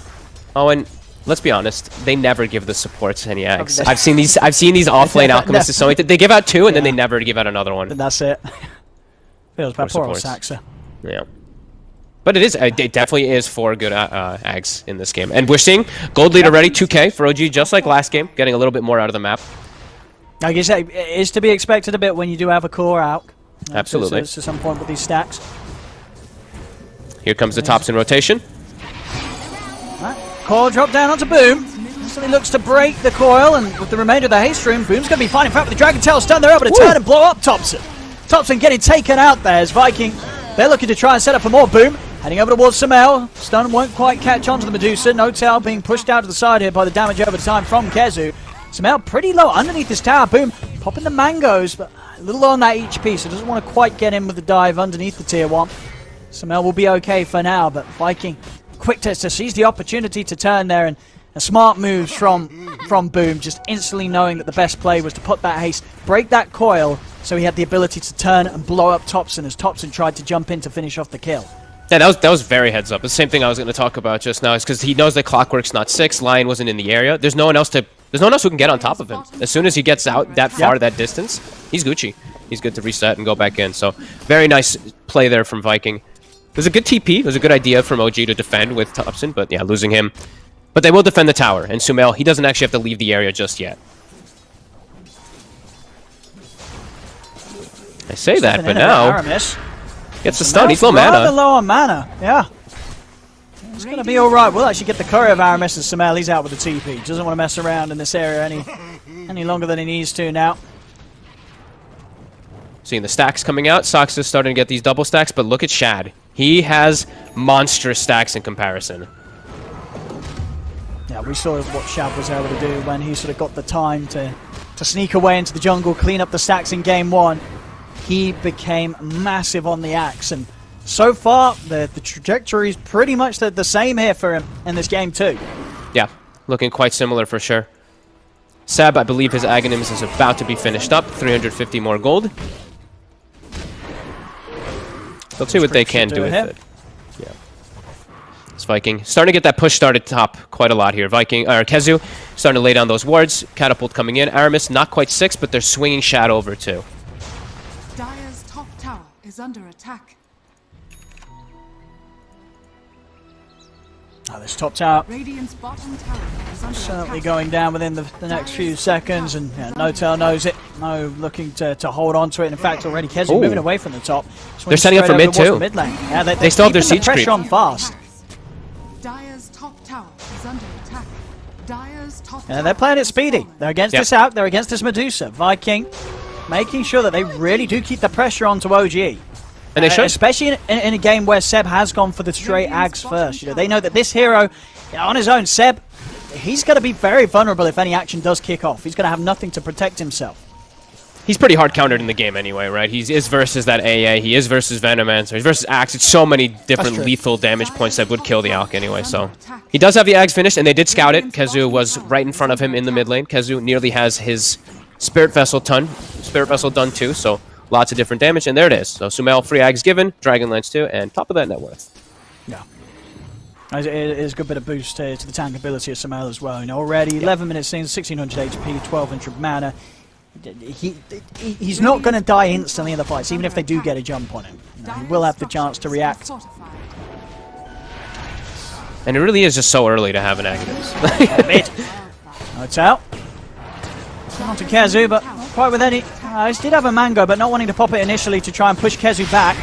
I'm going to drop the Lagoon onto Notel. Notel, he's actually going to end up going down. Boom has the reach. Another one. He's taken him down, and now with the setup on to Seb, the Ice Blast coming in as well. Seb, he's got back, but in fact with the finger of Saxa, they're able to blow up Aramis. Seb will end up still going down. Dream Cold will be dropped there, but Viking, they're able to step out straight to the side. Thompson, he's caught by the stun. A few punches in from Boom. Still looking to scout up to the high ground here, but Thompson won't jaunt forward aggressively. As Viking, sure, they lose Aramis, but they get 2 heroes for it. Taking the favourable trade here, Viking around the mid lane. And Shad is just chilling top. That was a 4v5 fight that Viking was doing, and they do come out ahead of it anyway, plus having the Axe farming on the other side of the map, so perfect move there from Viking. And I feel like that's how we'll see Seb. That's going to be Seb 90% of this game, I feel. Just getting completely deleted by AA Blast every single time. So looks like he's queuing up Force Staff, just trying to reposition people to get out of those blasts. I think it'd be a pretty nice choice.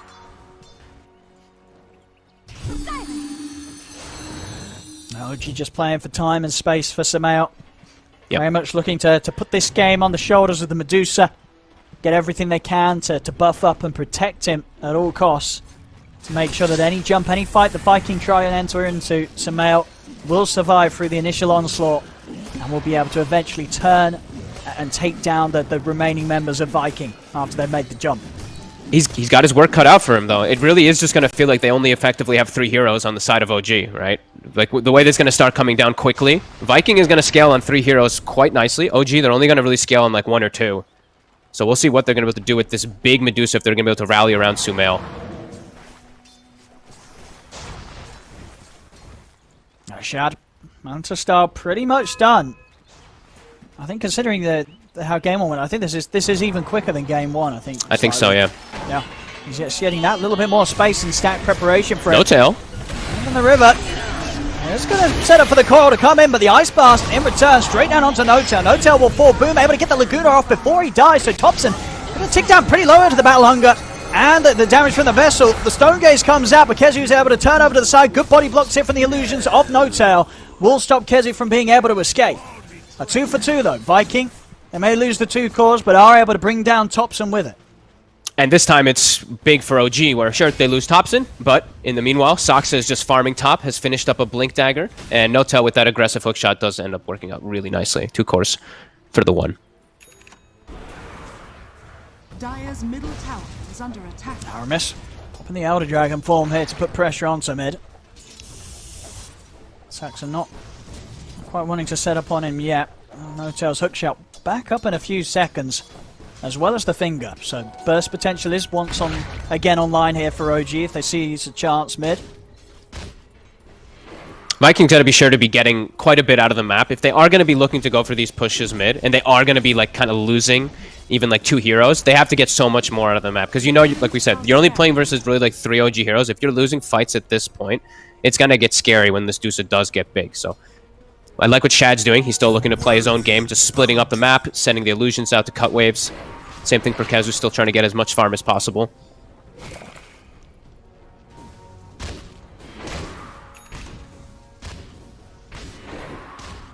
Seeing Aramis even trying to find farm. They do lack a bit of that catch for the puck, as we see. If he jumps in, sure, they've got the Dragon Tail from Aramis, but yeah, he's trying to get his own Blink Dagger, because he's super poor. 2,800 net worth to the 4,400 of the Lion. Sox has got Blink already done, so. Sure, I guess this is one of the things about the support DK, that if things do start to slow down, the action's not there, you're not going to have an easy time really picking up the farm, grabbing the goal. No.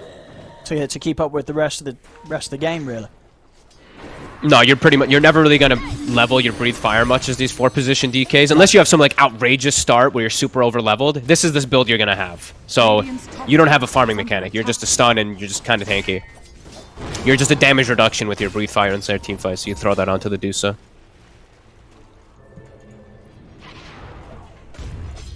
A lot slower of a game though. 6-4, 16 minutes. I think last game we had like 11-11 around like the 20-something minute mark, but kind of expected when we had this Alchemist Medusa draft. I mean, as you say, as the moments pass, Viking definitely going to be feeling the pressure more and more. Sumail, Manta done. I'll be seeing this Medusa, slowly, continue to just progress and stay far ahead of anyone else in the game. Shad's going to have to hit something big here once he gets the Blink and Shard done, and the Blink Dagger nearly is there for the Axe.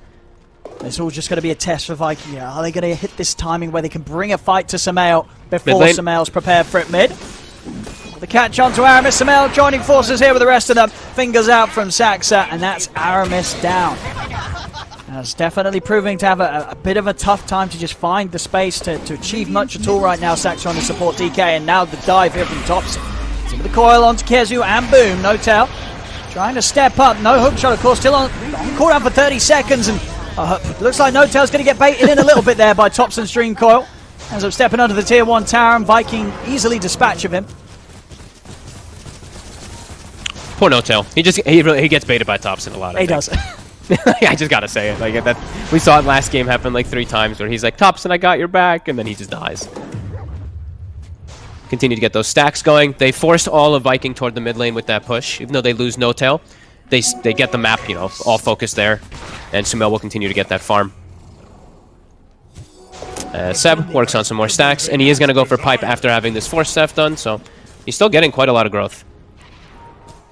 Yeah, and he's not necessarily going to pull over straight away after the Ice Blast connects to the middle of the team fight. Talking about team fights kicking off right now over to the mid. They get the jump in onto Celery. Over towards Aramis as well. Aramis trying to get away here. The right clicks from Sumail along with the snake. It's enough. 2 quick kills here for OG, and now looking for more. Saxa looks to the Hex. Shad's trying to come over the counterplay, gets the call off onto Saxa. Sumail's charging him with the Stone Gaze. Boom having to put the BKB to get out of the side. Topson jumping in. He's actually going to jump into his death. Boom's able to turn with a right click, take him out. Shad's still alive, forcing back Saxa with the Battle Hunger. Saxa trying to hide in the trees. Shad, can he quite find him? Force off to the side. Saxa, he'll break himself away, but Shad's able to get in with the Battle Hunger again. Burns down Saxa. They're respawning. He might not be done yet. He's maybe looking for the opportunity to jump for more. He's going to have to blink up in a few seconds. He's not going to chase up to the high ground. Sumail and Seb will make it away. Shad turning up for sort of the first bit of action that he's been able to get involved in, and we'll be able to have a solid kickback there against OG. They got out with their cores, right? Yeah, Boom got away as well as that actually ended up being pretty damn good for Viking. Yeah, keep the tower alive. They keep the cores alive too. Yeah, that ends up working out nicely, and Kezu gets the last touch. I think actually Boom got the last touch onto Topson too. So I did Topson. I mean, he really wanted to get Boom. Boom was so low. He's so aggressive. Topson jumping in for that. He very much was playing for the play. I mean, he knew he was dead. He was going to die going in that aggressive, but of course was hoping to try and bring down Boom with him. Wasn't to be the case. Yeah, Boom able to just break his way around the tree line. Topson can't quite find the last hit. Boom, he can. And this is all pre-shard, right? That's the important thing that I look at least for Shad, is that's true. He's about to have it now in the next 2 seconds. He's about to have that picked up, so his damage is going to skyrocket in the next few fights. And we also do see Kezu. He's got the pipe done, so that'll help a lot versus this Puck's damage. But on the other side too, we do see Seb. He also has the pipe too, so. Radiant's top tower is under attack. I mean, all things said and done, with the lead that OG have net worth-wise, and most of that being just the net worth that Seb's been able to farm up. Give that axe, of course, to Sumail. Shad's game so far, there's not really been any hiccups for him. His progression as the axe, I think it's gone pretty much as planned here for Vikings so far in this game too. And I think we will, excitingly, get to actually see that matchup play in, right? The axe versus Medusa, when they do both get this space to farm up, how the axe is going to be able to deal with it. It is a Medusa who's jacked up, of course, from a free Aghanims, but either way. And this time we don't have Shad with any type of buff himself, right? We did have the Alacrity last game, where he was getting that Thronheim Tomb for the crazy spin potential with the counter helix, so doesn't have anything this time around. As OG, fine Celery. Well, they found the AA. There'll be no hope for the AA here, and in fact, no. Oh, and a hook shot. Let's try and set up for more boom. It's going to be pushed back, but the BKB's out.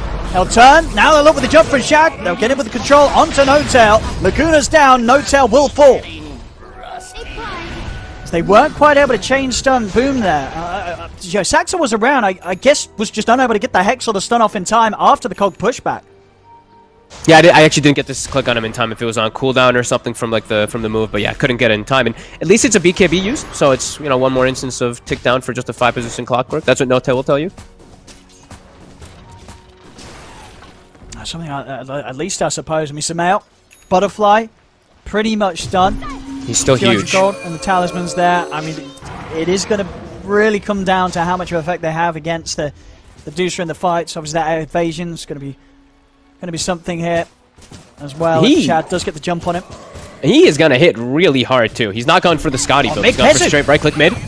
He stepped into the trap here. Saxa and Dobson, they're ready and waiting. Hookshot over towards Boom. Boom's BKB still on cooldown for 10 seconds. Kezu, he'll get the poison Nova off. Boom. Got the movement speed in the back of a Celery. He's going to turn with the Laguna onto No-Tail. No-Tail getting right back down by Boom. See what Thompson turns towards here. Saxa taking heavy damage here from the right clicks of Celery. Celery will die here to the turnaround from Sumail. Still have to be so careful how close they get to Sumail. I say that though, Aramis, he's going to jump in aggressively with the Dragon Tail onto Sumail. He wants to get in onto this Medusa Shad. He's looking for the blink capability onto the Puck, but Puck won't be able to find him. Thompson's able to phase in time. The Cool won't grab him.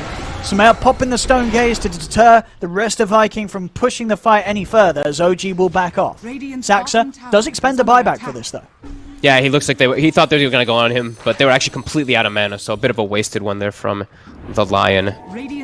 Crazy fight. Thompson dropping low a couple times there. Kezu getting his ult off is what makes him have to stop kind of going for these aggressive moves. He drops like super low. If he gets hit by the AA blast, he was dead on Thompson. He just missed him. Still very close, but definitely seeing Sumail just be the absolute beast this game. Butterfly done. He's got the talent now too, so he's hit 20. That free Ags. And he's just that much tankier now. Up top. Top lane. Aramis. Doesn't look like he has many routes of escape. Trapped in the cogs. His team's in coming. The acid spray. They do have a blast coming in. I mean, Concoction that is certainly taking their time to bring down Aramis, and with the backup of Boom, they're actually not going to be able to do so. Aramis, this DK support, tanky enough to walk away from the two of them. They don't even really get that close at all to taking him out. Thompson jumps in. All back to the side, does have a Dream Coil available. He's going to use it to hold back Shad as OG. They're backing off Sumail. He's not quite close enough to get involved in this fight. He's starting to make his way over, but already No-Tail's been taken out. Seb will try and turn and throw a concoction in, but Shad's in with a blink straight on top of the Alchemist. They've caught Seb. Seb getting gunned down by Shad. Boom pops the BKB. Thompson having to jump out into the trees. He's having to hide. This is not a fight that OG want to take any sort of part in anymore now, with two heroes already being taken down. Aramis just a bit too tanky. The double fluffy hats. Yeah. And, his max dragon blood. They couldn't bring him down before the team got there. That's certainly shown his worth, even with the sort of slowdown in farm he did have at the beginning of the game. I mean, at this point, he's now on par with that of Saxa, so recovering rather nicely with the way he's been able to survive in these engagements. And he's gone for his own greed. He's gone the Fireball, Owen. He doesn't go for any Force Staff, no funny business to buff up his teammates or anything. Nope, he goes for Fireball. I mean, I like it. I like it.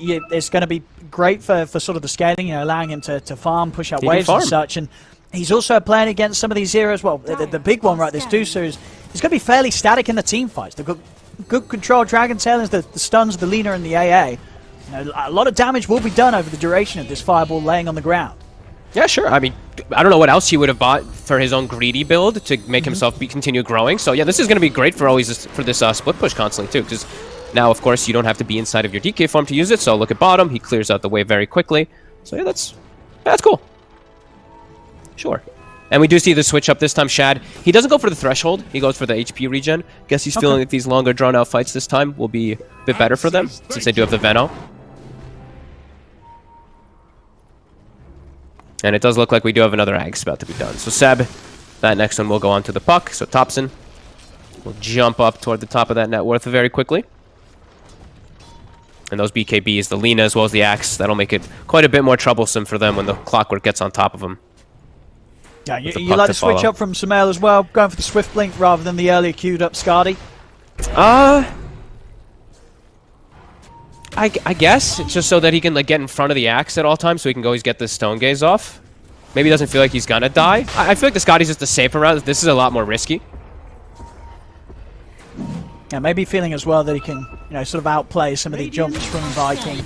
Yeah. That blink off, dodge the attempted maybe jump call from the Axe. It's not going to be easy. It feels so much safer and better just to go for the Skadi, to be honest, because he has the puck Ags too. They can hold him in place, but yeah, I don't know. Because it also lowers the heal reduction. It's good for piercing the BKBs to slow them down, but hey, if Sumail wants to go for a Swift Blink, sure, why not? Well, it's definitely the flashier of the two. Sure. And, you know, Sumail, I think he's definitely going to be feeling the lead that he has. He knows that, you know, he is very strong right now in this game. This Medusa level 22, with the items that he has, he is incredibly stacked. So just going full in on his ability to just frontline these fights as it is, and he needs to damage with the Sagi to take down the heroes at the beginning. He does need to just not get avoided either. I think that's the biggest thing, is that they're just going to try to kite him with the Veno wards and all that, slowing him and resetting away from him. He has bought the ulti orb, so I think he might just be baiting you with the Swift Blink a little bit there. Okay. Yeah, it looks like, yeah, it just had it for the blink pickup, and then indeed going back for the Skadi almost certainly then with that orb pickup. Hey, blast the scout. They're going to start it. I'm sure Viking will want to have something to say about this. Shad is available to head over, and the Ice Blast alone enough to make OG think twice about how much they want to commit for this. Smoke up from OG. Kezu's gone for a Vanguard instead of... I thought he was going to go for Halberd this game because he's versus Medusa, but he's going for Crimson Guard rather than Halberd. Bit interesting. Oh, Sumail's in with the blink. Ready to start off the action straight away on a Kezu. They're able to burst him with the finger. Kezu's gone. Quick jump up to the high ground. Catches Kezu off guard. That should be enough for the Roche. I don't think they can contest without the Veno. That looks to be Shad not having any interest in charging over and looking for any crazy players. For him as the position one, he can't take those risks. We'll just continue to try and keep the waves pushed out with the illusions. Indeed, that will give OG the chance to claim that Roche. Aegis picked up by Thompson. They don't even give it to Sumail. He's feeling pretty immortal. 2400 HP, 2144 mana. Almost 25 as well. He's 23. And there's the Skadi picked up too, so... Yeah, he's massive. He really is. And he's got the Sliver too, right? So magic resist, as well as that status resist on top. Oh, yeah. And he's hitting hard. He is no joke. See how much OG want to push it here with the benefit of the Aegis on Thompson. I mean, either way, as we say, with the scalability of Sumail's Deuce this game, they're probably not feeling under too much pressure. They don't have to make any risky moves. And we saw in the last game, sometimes overstepping the mark, it did hurt OG, so understandably going to be a bit more careful this time round. Say that though, Thompson indeed. Caught the once. Backup coming in from OG. I mean, are they able to do anything about this? Thompson, he's off to the side looking for Boom. Boom still has the BKB available. Boom's just going to go for the TP out right underneath the nose of Thompson. Thompson's got nothing to cancel it as Boom makes it away. Not even having to pop the BKB for himself, Boom. And TP back to base will save the two of them. Okay, and that's the Aegis. Maybe not quite lost in the fashion that OG hoped to use it in there. I don't think Thompson expected to just get grabbed like that. I don't think he thought that both cores were in the area together, but Viking still playing very much as a unit still. Like I even see top, like Aramis showed top, they saw like a hero show for a second, the Axe TP's top, so still looking to play off of each other nicely. No tail. Let's get forced out of that high ground. Yeah, they've got to be careful how they play around Boom now. Boom's going to be hitting pretty darn hard with this MKB. Seb. That's on himself. And Sumail actually doesn't go for... Okay, I thought maybe he would, because this is like that type of game for it, the spider legs, but he just keeps the sliver. So I guess he's just really looking to be that tanky beast. And I mean, the base damage, I think people always forget about this. Like, it's a really good item just for... If you have gone for this type of just like straight agi damage items too, it's quite relevant on heroes like Medusa. Oh, for sure. Well, we might see him still shift into the realms. Might shift. Having a movement speed neutral once he's in a position to sell the treads, pick up a 6th item. For sure. I'll see how it goes down when it comes to approaching the high ground here if OG want to push it. As I say, they're going to be careful about this. They're not going to feel too much pressure to do anything too crazy. Yeah, I think also after the first game, right? Like, discipline, absolutely. I think, is something that OG needed to get a little bit better on. So I think this is a much better approach this time. Just farm the map. You've got the late game scaling this time for sure. So.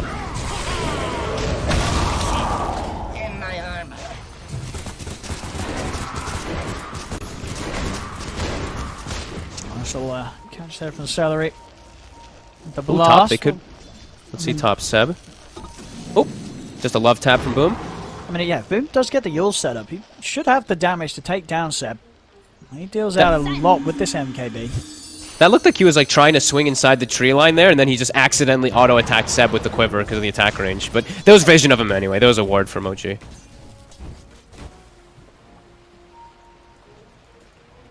As Aramis, he's getting farm. You know, this fireball, it's working. He had the Ags queued up for a second on DK. Now he's switching to Halberd, trying to find solutions for this Medusa. Shad, he's charging in. He gets Doesn't hexed. need this ward though. OG fully aware of the angle that Shad's approaching from. Now Seb is going to look for the jump back in with a concoction.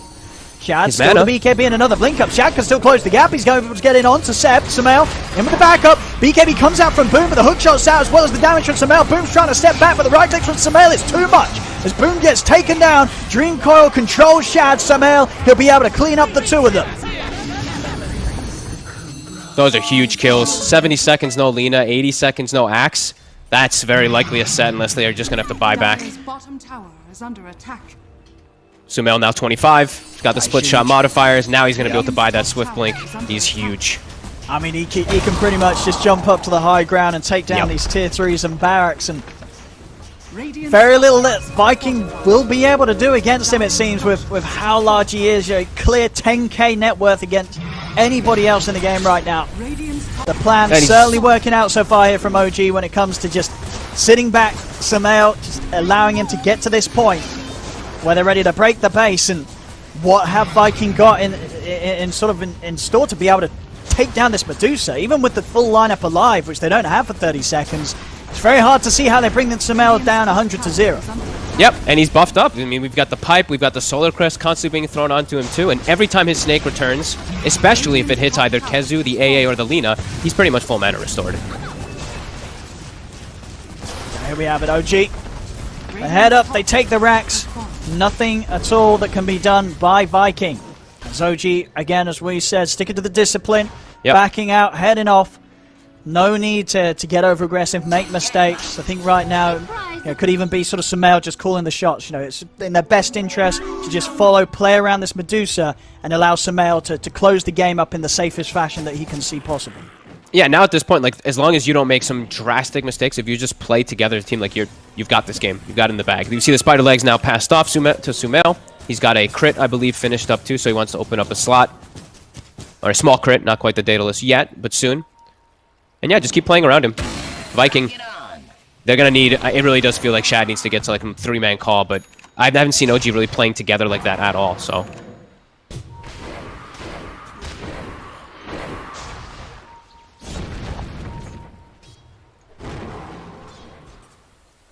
Definitely much pressure on Viking to make some sort of crazy move, catch OG off guard, try and break them down one by one, outside and away from Sumail's reach as the Medusa. That's really how it has to be. They just have to, like, you have to catch Thompson somehow at the start of the fight, kill him, and then kill all the rest up, and then somehow bring down Sumail. Or just find Sumail if he's completely alone, nowhere near his team, but that should never happen with the way that OG's been playing. That's not easy for Viking at all this game. One of the big parts of the the Axe AA combo last game really was the potential of the global cataclysm, especially the double cataclysm as we saw coming into the later parts of the game. And whilst Boom will still be able to do some severe damage with the reach and right click that he has with this MKB build, it's just not going to have the same sort of potency and ease of execution as the Invoker on top of the Axe AA had in last game. No, absolutely not. I mean, Invoker has like the infinite kind of scale potential. Sure, Lina does if you're snowballing the game, if you're getting like this really good kills and getting yourself these items accrued and you're level 25 at this point, but yeah, it's not going to be the case. And also, it's just like, Shad is an Axe versus a Lion, so he can't get as farmed as he was last game. Like, your Axe illusions just die. They get sent and they just get hexed and mana drained and they're gone. Soxa didn't even go for the shard this game until I think maybe he's bringing it out now or in a bit, but either way, it's slowed down the Axe's farm so much, and yeah, this game is very impossible now at this point. It certainly feels like it. 22k lead, Sumail pretty much entirely kitted out. Daedalus stun. He's even got the full Hurricane Pike coming out to him. He has certainly finished farming here, I think, as OG. It feels like we are getting into the territory where OG could dive pretty darn deep, but as long as Sumail keeps his cool, hits the objectives, they're probably going to be able to take away the base of Viking without Viking managing to do much to stop it. Yeah, I mean, they're getting way too much farm. It's like almost AC now finished for the Alchemist. Medusa's getting for everything. The whole map is free for them, and they just farm at that way faster pace. Thompson's not at risk of dying anymore either because he has Lincolns, so he can split push lanes freely, and Vikings just trapped in their base. I've seen Kezu in the base now for like 4 minutes. They can't get outside.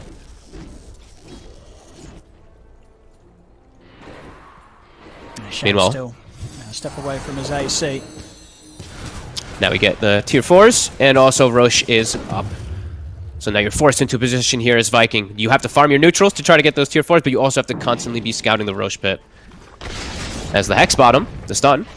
Yep, they've got the setup. Shad, is he going to be able to get out in time? OG bringing everybody in here to try and take down this Axe. They've got the coil control. Hook shot in as well from No Town. Shad taken out. Is OG ready to swing straight over potentially towards this mid lane, towards maybe the Roshan while Shad's down for 80. I mean, even with the full squad of Viking up, OG probably had the power to take the Roche. With one man down, they definitely do. Very hard for Viking to put a stop to this. Yeah, full AC now. It's done now for Seb, so yeah, this is going to die in no time. Just a couple of seconds here. Shard. Do you even give it to Sumail this game? I guess you could just give it to Seb for the Berserk Potion. It might just be better, but I'm going to see the buyback coming out from Shad. I'm going to still try to contest it. Enough to sort of spook OG a little bit. They step out of the pit. Not wanting to get caught inside it by the jump from either Aramis or Shad. They'll give a little bit of space here to Viking. Still, of course, not heading away from the action. OG, they will happily take a fight around the pit. They've got Chemical Rage back up now for Seb, so he's ready to act a little bit more of that front line. He was waiting till it. He's ninja geared on the side. Or actually, they're smoked, sorry. He does have a ninja gear at the ready, too.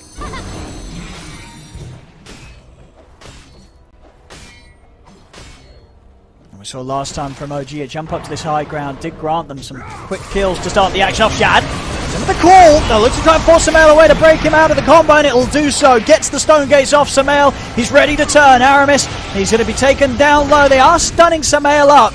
Dragon Tail as well. They're certainly reducing the potential for Sumail to get the damage done. But still, Celery will fall. Seb, he's able to run down Shad to the side. The stun follow-up there from Saxon as they keep the Axe locked down. Shad will get the call off, but Sumail's able to get him with the damage. There's 3 dead on Viking. Even with their best efforts there to control Sumail, it isn't nearly enough. They cannot control or deal with this Medusa anywhere close to as long as they need to stop Sumail in his tracks. So Sumail, he's going to continue to charge on straight down mid. The victory, it's straight in his sights now. Yeah, they kind of did like 0 damage to him, Owen. They took out his mana pool, but that's pretty much it. And everybody from OG still alive. Perfect connection to spells. Yeah, it's time to clean this one up. 80 seconds, no X. Here we are, the tier 4s getting taken out. They've got a fortification, but no Shad. Having to do this without their strongest member, and as we've seen in the action, isn't even really that strong at all this game. Maybe 18 to 18 the kills even, but 33k lead. Sumail just being able to rack up an insane amount of farm to the point where he is just this monster of a Medusa that Viking have no answer to whatsoever. Into the base, mega creeps are taken here by OG. Traps there on Kezu. No tell, hook shot over towards Aramis. Sumail just ready to pad up the KDS. The game will come to an end. GG is called. OG with a very much safer approach here to this game too. They look pretty unstoppable with this execution. The strategy much cleaner and built around a Sumail Medusa, the Viking. Maybe with the Axe AAs that some of the Palace was saying, there wasn't really a timing that they could hit to stop it. You know, the Axe AA, something you know Viking is going to come out with, and it seemed to be that OG, they felt that this was the approach to deal with it, to counter it, and it certainly looked like it did a good job of that, Fogged. Yeah, it was cool, calm, and collected, really, from OG this time, right? Very disciplined. Like 1 or 2 small little mistakes this game, unlike last game where it felt like 4 or 5 overextensions. Even though they were out farming the first game as well, they ended up losing because of those overextensions. This one, I think you exactly hit the nail on the head. Strategical game plan, and they followed it. They just it's eggs in Sumail basket, have Seb back him up, feed him these things, catch pickoffs on the side. Sir Thompson maybe get caught once or twice, but game plan was there, and it was very well executed. Viking really did feel like they couldn't do much of anything after like the 20-minute mark. I'd say actually 15-20 minutes. It was like, if we lose like one more fight, game is over, and they lost like all the progressing fights after that. OG with a good game plan, it works this time. Absolutely, and I mean when you sort of see this approach from OG, this response to the Axe AA, the way that Viking want to play, and it did have great success with in game 1, but with the way that it was sort of shut down and rendered unplayable after sort of 25 minutes or so in this game too. Do you think we'll see Viking come in with something different, or do you still go with the Axe AA and try and break down what OG was able to achieve success with their draft in this second game? I think maybe they just got a little bit, like the ideas got too much into the head, because they're like, let's switch this DK to a 4 position where you can still catch the puck, but then you're not applying as much tower pressure. You have the Veno to apply their tower pressure, but I feel like, perhaps, this is hindsight, but maybe if they had the DK as a core position, they can siege these buildings a little bit easier. They can get into the jungle, slow down the Dusa Alchemist, potentially. I mean, who knows if that would have been the case, but maybe they got a little bit too cute with it all. And I think this was a pretty good OG approach versus that XAA. Could definitely look to see something similar come out. Absolutely. Well, we have it, ladies and gentlemen. With that victory from OG, we are getting, of course, more Dota, and we're always going to be happy about that one. Game 3 coming around the corner as it stands 1-1 now between OG and Viking in this best of 3.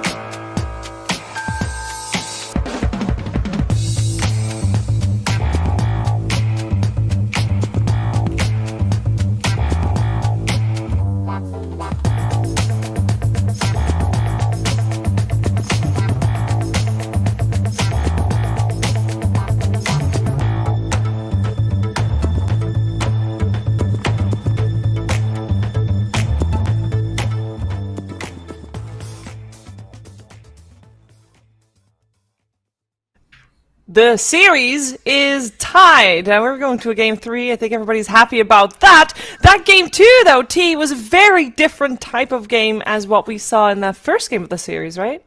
I guess we got reminded that Alchemist in the offlane still works. Still propels this carry to this unheard of amount of farm, and it soon becomes unkillable. Sumail just was given the game to 1v9 for sure. And he did exactly that, Peter. Wait, was that a question? What are you saying? Yeah, he did that. Like, was this Sumail carrying everybody on his back? Is like, here, get the Ags, take it and go? I mean, more nuanced. Dusa plays like a Dusa. I didn't see like any amazing, all-star plays from Sumail. He just like hit the creeps and then cleared the stacks and pretty much just had like straight up free farm from like minute 0 to the end of the game. So I think that there was just a bunch of flaws in not only this last pick Venomancer from Viking, but also like their playstyle in the game. I think they just played way too slow. They never managed to take the tier 1 mid tower, which would have opened up the Ancients. It would have given them the opportunity to attack Dusa in her triangle. But maybe they were just, I don't know. I think this Axe, right, in the safe lane, he ends up like playing by himself, which is kind of okay, but I also think he's maybe one of your stronger heroes, so maybe you should be playing with him a bit earlier than the 20-minute timing, because when he got his Blink, Manta, Vanguard, Shard at 20 minutes, Dusa was already like 4 or 5k ahead. You know what I mean? Yeah. Like she was just too strong already. So I think they just need to play a lot faster against like, you know, it's an Alchemist with an Ags and a Medusa. Like you should be running at them, as I see it. Yeah. And they kind of stayed back and were like a little timid on their tower pushes. And Venomancer never really got to take over an area, which is kind of the point of the hero. Yeah, they tried a couple of times at the start to play faster. At some point, though, they were just sitting back, just like OG was, just a farm and basically fall behind even further. T, I want to hear your thoughts on the DK position 4, because we don't really get to see that very often. I don't think Aramis necessarily had a very bad game per se, but as a position 4 T, you like it, you hate it. It's a hard game, because I think if there wasn't this kind of big accelerant of farm appearing on OG's side, then this DK would have had a better game, because he's blinking in, he's doing something. But because you're, you know, blinking into this overfarm Medusa and all these heroes that you're not really cleanly killing, it's kind of difficult. Will we see more DK4? Potentially, maybe. I honestly think back to the draft, we mentioned Darkseer. I legit think like the Darkseer style of DK would have actually been a pretty good option. It gives you kind of scaling throughout the entire game, but yeah, this was, we touched on it already with PPD about the whole Venomancer. This is a game where the Venomancer, it's the same concept as Brood. You want to take over this tower, occupy the dire jungle, and just be annoying. That never really happened, because OG kind of realized how Viking wants to play. There's 2 games in a row, Viking has tried to play the exact same strategy. Pick an annoying last pick hero, take tower, take position. If you don't take position, it's kind of difficult. So I think OG just developed a lot since game 1. Well, let's see if they can pull something different out for game 3, or maybe OG is going to take this one 2-1. We're going to find out. We're going to head to a break, but when we're back, it is time for the deciding game between Viking and OG.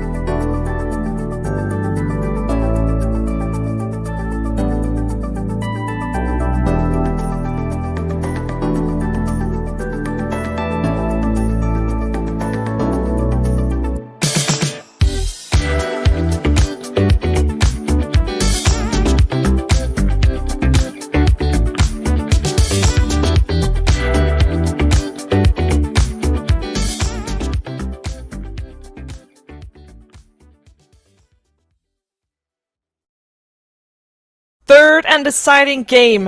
Which one of these two teams will stay in the upper bracket of the TI10 qualifiers here for Western Europe, and which of these teams will drop down to the lower bracket and be up for potential elimination in the next round. I'm here with TGov, I'm here with PPD, and we are here with soon the draft of the third game. Peter, we haven't really seen Viking change their draft up that much, and I'm curious if you want to see a different opening from them, or if you're quite happy regardless with the Axe AA opening, that there is some flex potential there. Well, I'm not super in love with the AA, but I think the Axe is pretty solid. I think the Hero's just good. There are some counters being floated out there at the moment, but I'm gonna keep those to myself for now in case anybody needs a little extra help with TI. And yeah,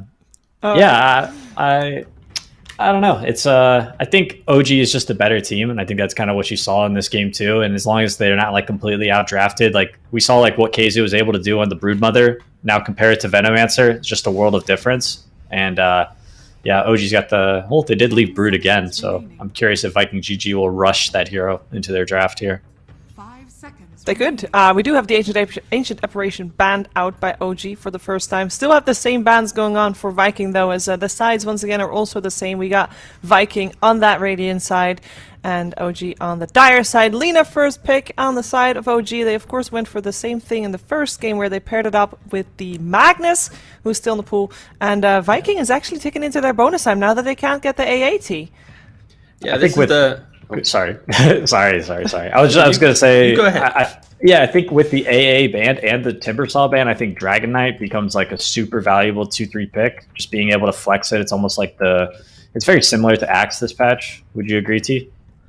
Yeah, you just kind of pick it in your draft and it's very confident, right? Like, you don't feel bad. I think that's the thing about drafting, right? It's like if there's a hero that you can pick and you don't feel like, oh, but we have to ban this or we have to do this, that hero innately is very good in the draft. And it's like the DKs, these kind of, for OG, the Hoodwinks, Timber, AA, like all these heroes have that kind of value of just confidence when you enter that kind of second phase at least. Yeah, and I think in this spot, in the 2-3 for the second pick team, if you can pick a support that could be played on 5 position or 4 position, the same idea as picking like a core that could play in either 1, 2, or 3, it allows you to keep your draft very flexible and open. And also, like, it's hard for your opponents to draft against it because they're not necessarily... They're trying to pick for their lanes, right? First pick often has like 2 counter picks usually, whereas second pick has the last pick. But it's just hard when you don't know exactly where people are going to end up going. I'm a little worried about this bonus time. Yeah, this is like... Oh, there we go. Okay, there's surprise. It's a lion. Lion DK then? Lion Brood? I prefer... Yeah, when you go Lion, I feel like that's your disabled. That's your, that's your thing. I think you want to get more damage on top of it. So to me, like DK and Axe are almost like... 10 seconds. I don't know, Axe is a special hero. You don't want to say it again? Good. No, I think it's fine. I mean, I would. This is for TI, right? Like you bring your best, and Axe is certainly a hero this patch for sure. But this is the importance of this game for Viking. It's like they go for the DK. It's the fact that they're a team who has gone from nothing to now being in TI qualifiers, and they have to kind of prove that they can adapt over a series. The biggest shortcoming of the team so far throughout DPC online tournaments is they're unable to kind of always kind of connect the dots quick enough to then overwhelm their opponents. I feel like this game, TI qualifier, upper bracket, they want to hold the upper bracket spot. They're going to need to kind of take a read on how they lost to OG. Because like when you lose game 1, you adapt, you improve, you go to game 2. That's what OG did. Losing game 2, same thing. You give away the Alk again, like you see what's coming. This is where it really shows if Viking are able to, on the fly during a series, understand why they lost quickly within the 20-minute break, and then instantly come back with a good response. And I think that's what separates a lot of these, pretty good teams to like the really good teams that have like Puppy, Kuro, and No-Tail and stuff. Exactly. Is like their experience as captains and leaders and being able to adapt and improvise on the fly, gives them this advantage in game 2s and game 3s, especially. It's scary, honestly. Like, you'd think it's pretty easy. Like, if you have a game plan going into game 1, like, we can copy paste that formula or that draft style going to 2, 3, whatever. Like, we're good for the entire series. No, after game 1, your entire cleanly written out notes, they banned this, we picked this, bam, out the window. You got to really there's some like kind of things that I kept the same, but yeah, it's very difficult to really prepare for the entirety of a series. Do you think it's helping? Peter, do you think it helps for Viking? Because they don't do the drafting themselves. Their coach is doing the drafting, Immortal Faith. Do you think that's a thing that helps? Because as T says, you only have 20 minutes. Otherwise, Immortal Faith has been able to see the whole game play out. It has maybe got a bit of a different read than if he actually played the game. It depends. I feel like in the middle of a series, like T was saying, like it's very on the fly. Like you're always adapting, and your plan before the series is probably completely different going into this game 3. And I also think that like preparing for matches and stuff it's a little bit overrated. I think what it does actually is give the team confidence that their ideas are strong and thought out, and it really just gives like the team the right attitude going into the series, at least with the draft. And they all know that they need to, be adaptable. You can't just say like I'm going to pick these 5 heroes and we'll play. It's just about confidence, right? Like you want to be able to get everyone understanding what you want to bring to the game, so that when you get into the game, it's like you're not having these questions. Like that's already ironed out. So yeah, I like the fact that so far with Vikings draft, they know the act was coming. They're now second phase. They're banning out what they think right now are going to be the pairings. Like they most likely won't ban Monkey King unless they have some, maybe they've seen it in a scrim or something. But Gyro and Medusa, they're the top 2. I'm trying to think what that third Ags Bristle, hero would man. be. It's Bristle. That hero is Bristle crazy. vibes. That's true. That hero is so obnoxious, especially with the AA and Timber banned out. But they banned out TB instead. Yeah. They could still go for the Bristle if they really wanted to. Previous game we had Viking in this phase also banning out the Void Spirit and the Monkey King as 2 targets that OG has used in the past for that first Ags from the offlane Alchemist. So those are still in the pool as well. Again, PPD just said Bristle, and in my mind, I'm just picturing like one more weak hero from Viking. I just really want to see like a Thompson Bristle for some random reason run. Like again, support player. Abaddon. Like, how confident do you feel when there's like you're playing Abaddon and they're running at you? Like, how good do you really feel? It's a matchup that goes both ways, but the low armor and AoE damage from the Quill Spray can be difficult for Abaddon to deal with. But you can remove Goose Stacks, and that's true. You're a bit of a hard kill for Bristle at times, but not always. And I'm not saying that they're going to pick it. I just think the hero, I think the Ags on the hero is like really strong. Like you basically hit like, you just go Hood into like Eternal Shroud on Bristle, and then you get in Ags, and then it's like that timing. I think it's just way too strong. Like you basically just invade the enemy team's Ancients, and they're just forced to split push and play side lanes for like the next 10 minutes. What's the hero with the Abaddon? Probably a ranged hero. They could do. I mean, they could do DP safe lane, but I wouldn't suggest it. Probably some. I mean, they're gonna last pick. Hopefully. I mean, they know the Alchemist is in the offlane, which is kind of surprising for them to wait on it. But they could do like a mid carry. TA's banned, Invoker's banned, Lena's taken. Those are the popular ones at the major. Like, I'm looking at Vikings' previous drafts, and it's the idea that their Abaddon has often been paired with like Spectre, like Lifestealer, like not these generic cores that you'd feel would be enabled by the Abaddon, but it's the mid lane is really being propped up. It's the Leshraks, the DPs. So I'm just trying to think like maybe the Shad will go for. Okay, they have to ban Spectre if you're OG. I feel right now, just for the fact that it's too good of a game for that hero. Solid ban. Drow's a good pick. Ags on Drow though, that's the one where you attack, you stack up your frost charges, right? I have no idea what Drow's Ags does. Yeah, I think is it still is that the shard though? You know what? Luckily we're at home, right? We can just Google this. Thank you. I got you. No, I'm just gonna Google it real quick. Yeah, you work on that. Or is it the split shot still? I mean, I think I'm sure it's still the split shot, right? That was a great panel segment, guys. Moving on. No, it's fine. Alchemist doesn't necessarily even have to go this like early Ags. Like we saw him in the last game, and he got the pipe. Like this would be a great game to get a Solar Crest, I think, and he can just be like utility. I think the hero itself is not that weak. We saw it do very, very well in lane last game, and I think OG's kind of made the shift, right? Seb always plays these sort of like very selfless heroes, like the Mag Empower, the Alchemist in the last game. I think they've identified that the Alchemist maybe works better for them, or maybe it's just a stronger lane, which I would agree. I think Magnus is more of a mid/carry. If you're who was the Southeast Asian team that played? Was it TNC was playing the carry mag for Gabby? Yeah, the mid. Yeah. That was pretty strong, guys. I think. With my intensive research, it is just split shot on the Ags. Oh. It's the shard that does all the frost stuff. Is it OP though? Is it OP? Nah. Is it good? No. There's also still heroes in the pool that Thompson would take mid that you could get an early Ags on. Void Spirit, of course, comes to mind. Nah, Bristleback for sure. No, they yeah, probably won't I'd do still it. be down for it. You get another frontliner. I mean, when you're playing Drow, you kind of you don't have a frontliner This in is- the Alchemist, right? Because he's This not is OG. It could be Drow mid. Actually, that's a good. That's it. It's just Drow mid, surely, because like during DBC, Thompson had that fixation on Dragonlance for a small period of time, and that was Drow mid. So yeah, good call. Yeah, most likely would just be that, right? It could be either. I could see Sumail playing it. I could see Thompson playing. I really don't know what they'll go with their last Is hero. Lesh still available? Yeah. They could still just go for like a Lesh carry, Drow mid, and that kind of overwhelming run at you style. Sure. More utility, Alch, less Ags. Because like, you don't have to go for Ags on Alchemist, but you probably want to slot it in somewhere on one hero at least. What do we want to see from Viking? Their last hero. They're still quite a bit open, but I think we don't have Shad's hero yet. Yeah. We need to know what OG's doing first, right? Like they have this pick. We need to know like, is it mid Drow? Is it going to be an additional carry? Like what's the situation? Like Spectre, for example, is still available. So they go for a Razor. Razor Axe? It'll be, I mean, Razor Axe is pretty good. So it could be Razor or Drow in the safe lane or mid, depending on where Viking GG decides to put the Dragon Knight.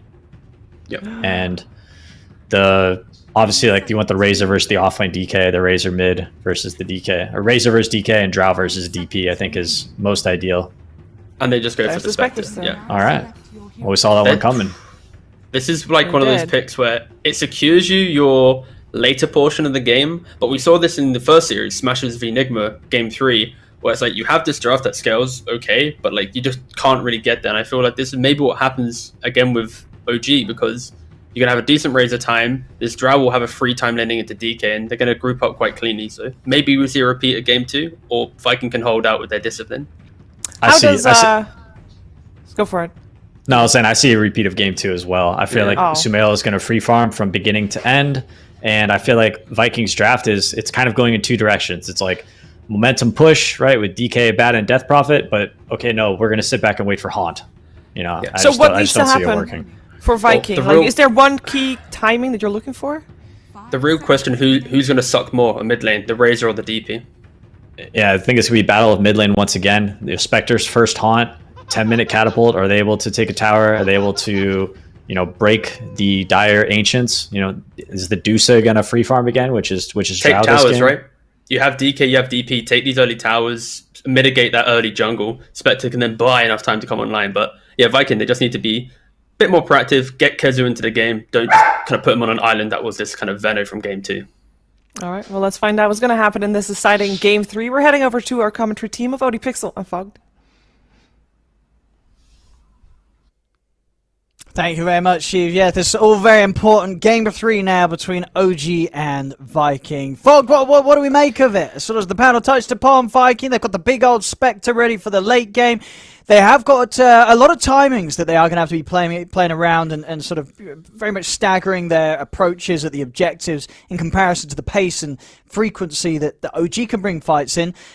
Do you like it here, or are you a little concerned against OG with sort of, as PPD said, the strength of Sumail on the Drow Ranger and his ability to carry?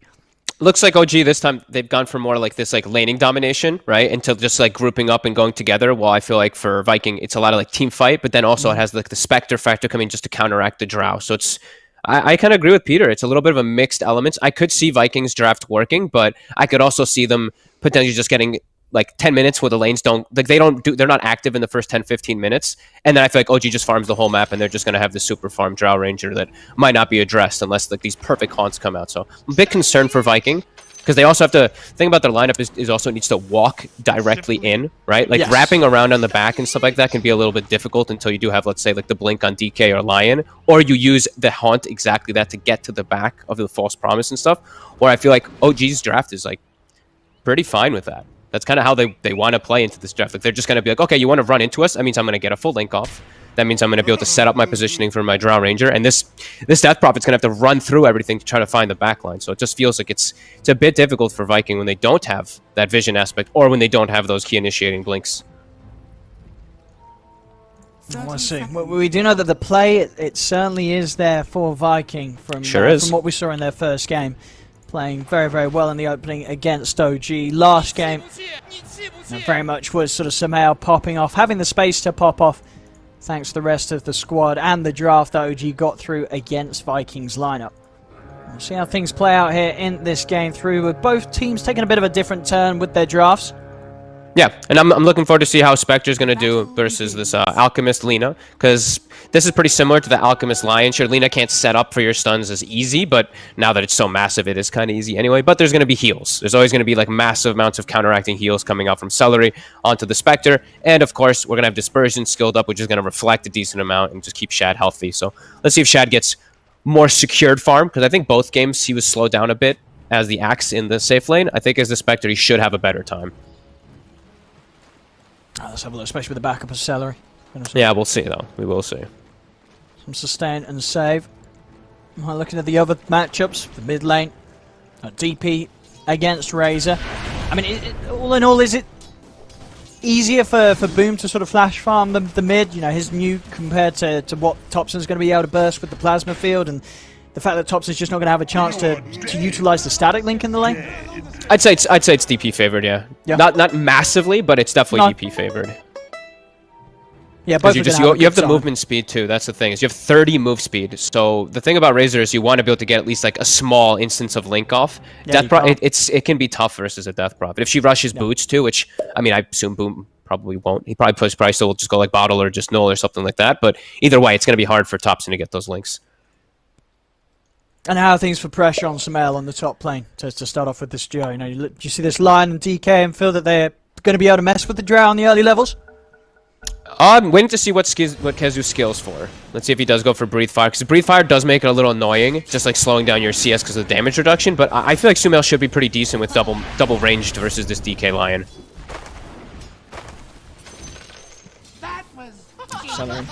Quite a bit of damage there, walking past the two of them. Sure did. Having in for regen in this lane. Yeah, Celery's fully kitted out and regen, so yeah, he's going to have a fair bit to keep Shad staying in the lane nice and strong and give Shad his best efforts at getting the CS against the pressure of Saxtra and Seb early on. Yeah, let's see if Shad can actually get anything down here. Right now it's just 1-1. Yeah. So he hasn't gotten much of any last hits. Celery also getting pressured really hard, so they're never going to be able to slow down Seb is the other awkward thing too. So it's pretty tough lane, really, for Viking. I thought maybe the Spectre could hold off a little better because he's got 8 armor under tower, but yeah, still too annoying. Aramis top. He's the one who has to watch out with his positioning on the line. Kezu should never die. I mean, I don't think he ever will either up here, unless it's a third hero, but Aramis, he could get brought down pretty easy as soon as they hit 2 on OG. Absolutely. I've looked to make the pull across here. We'll be able to grab the wave. This will help shift things back in sort of Vikings' favour when it comes to momentum. A little tricky for No-Tail and Sumail to really get over and do anything about that. And Boom going for the bottle. He actually gets linked up 39 damage right there. And now you see the Razors winning in the last hits in mid because he gets that 39 damage. He gets 4 denies because of it. So yeah, Boom, maybe just rushing for that bottle. You know why you want it, but at the same time, like these matchups, it is very important to always remember just these little type of counteract things. So that might hurt him in these next few waves. And you imagine, you know, from Seb, you know, because of the fact that you do want to sort of make sure that Sumail has the best game possible, you again do just get that Axe as the first major item for the Alk, or is it not quite as important this game to rush it?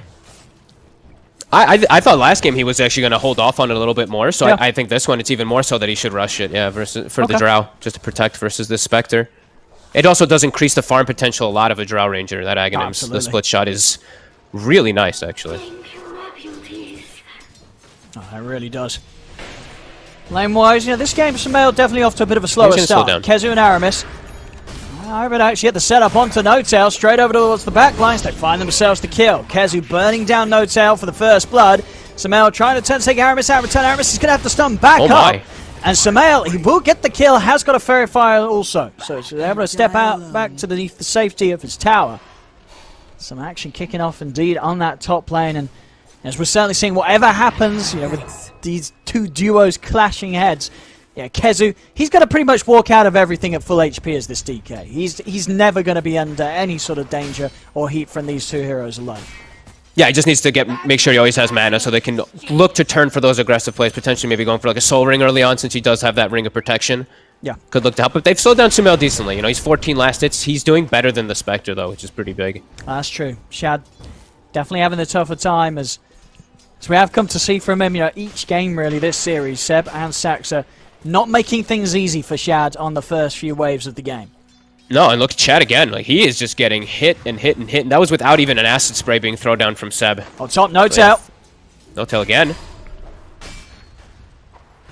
Not a whole lot he can do apart from maybe look for a deny to the creeps, and he will get it. Okay. Neutral creeps take him out. Kills himself to the stack. He's pulling at least some aggression off of Sumail, but they actually get the pull off up here now too. So full wave is going to get denied away from Sumail, and he will have a slow start. But again, I mean, Shad, he's gotten 0 CS in the time that Sumail just got 7.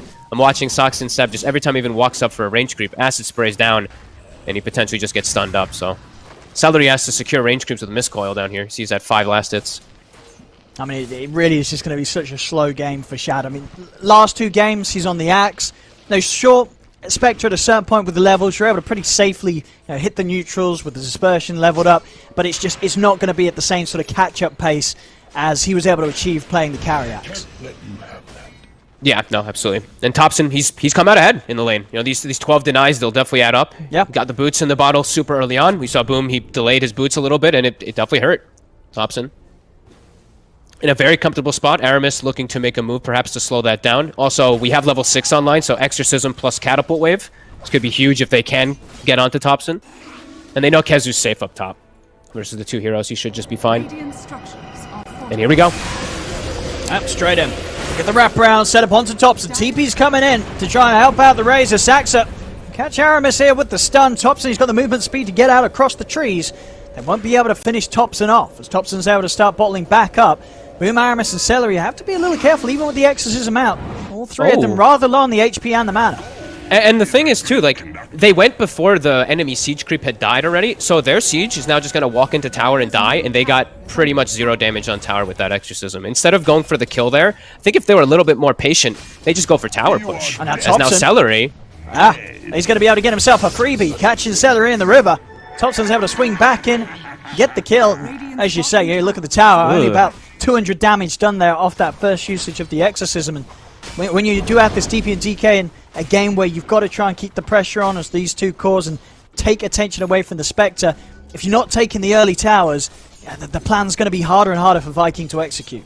I think they just jumped the gun. I think they were just like so keen on going for the kill that they were just like, wait, we didn't do it the normal approach where you just wait till the siege dies, you have your siege advantage, then you push with a tower with your actual creep wave going. But yeah, they just go for the kill and they end up getting nothing out of it. That was a pretty big loss for Viking. I feel like OG has to be very happy. Now they get a ward down 2 for that next rotation, so when they go for doing that again, it's going to be spotted. And they're starting to get stacks started, so pretty big for OG at this last movement. May seem small, but it's quite massive when we're talking about how they have to play with their DK and their Death Prophet Exorcism at its maximum in this game so that they don't just get out-farmed again, like Game 2. Stage is hit. What's up? He's off to the safety of the jungle. Yep. Clearing through the stacks. And on track to once again get a very good Ags rush timing for Sumail. And they are protected. They've got so many wards down in the area now to protect Seb.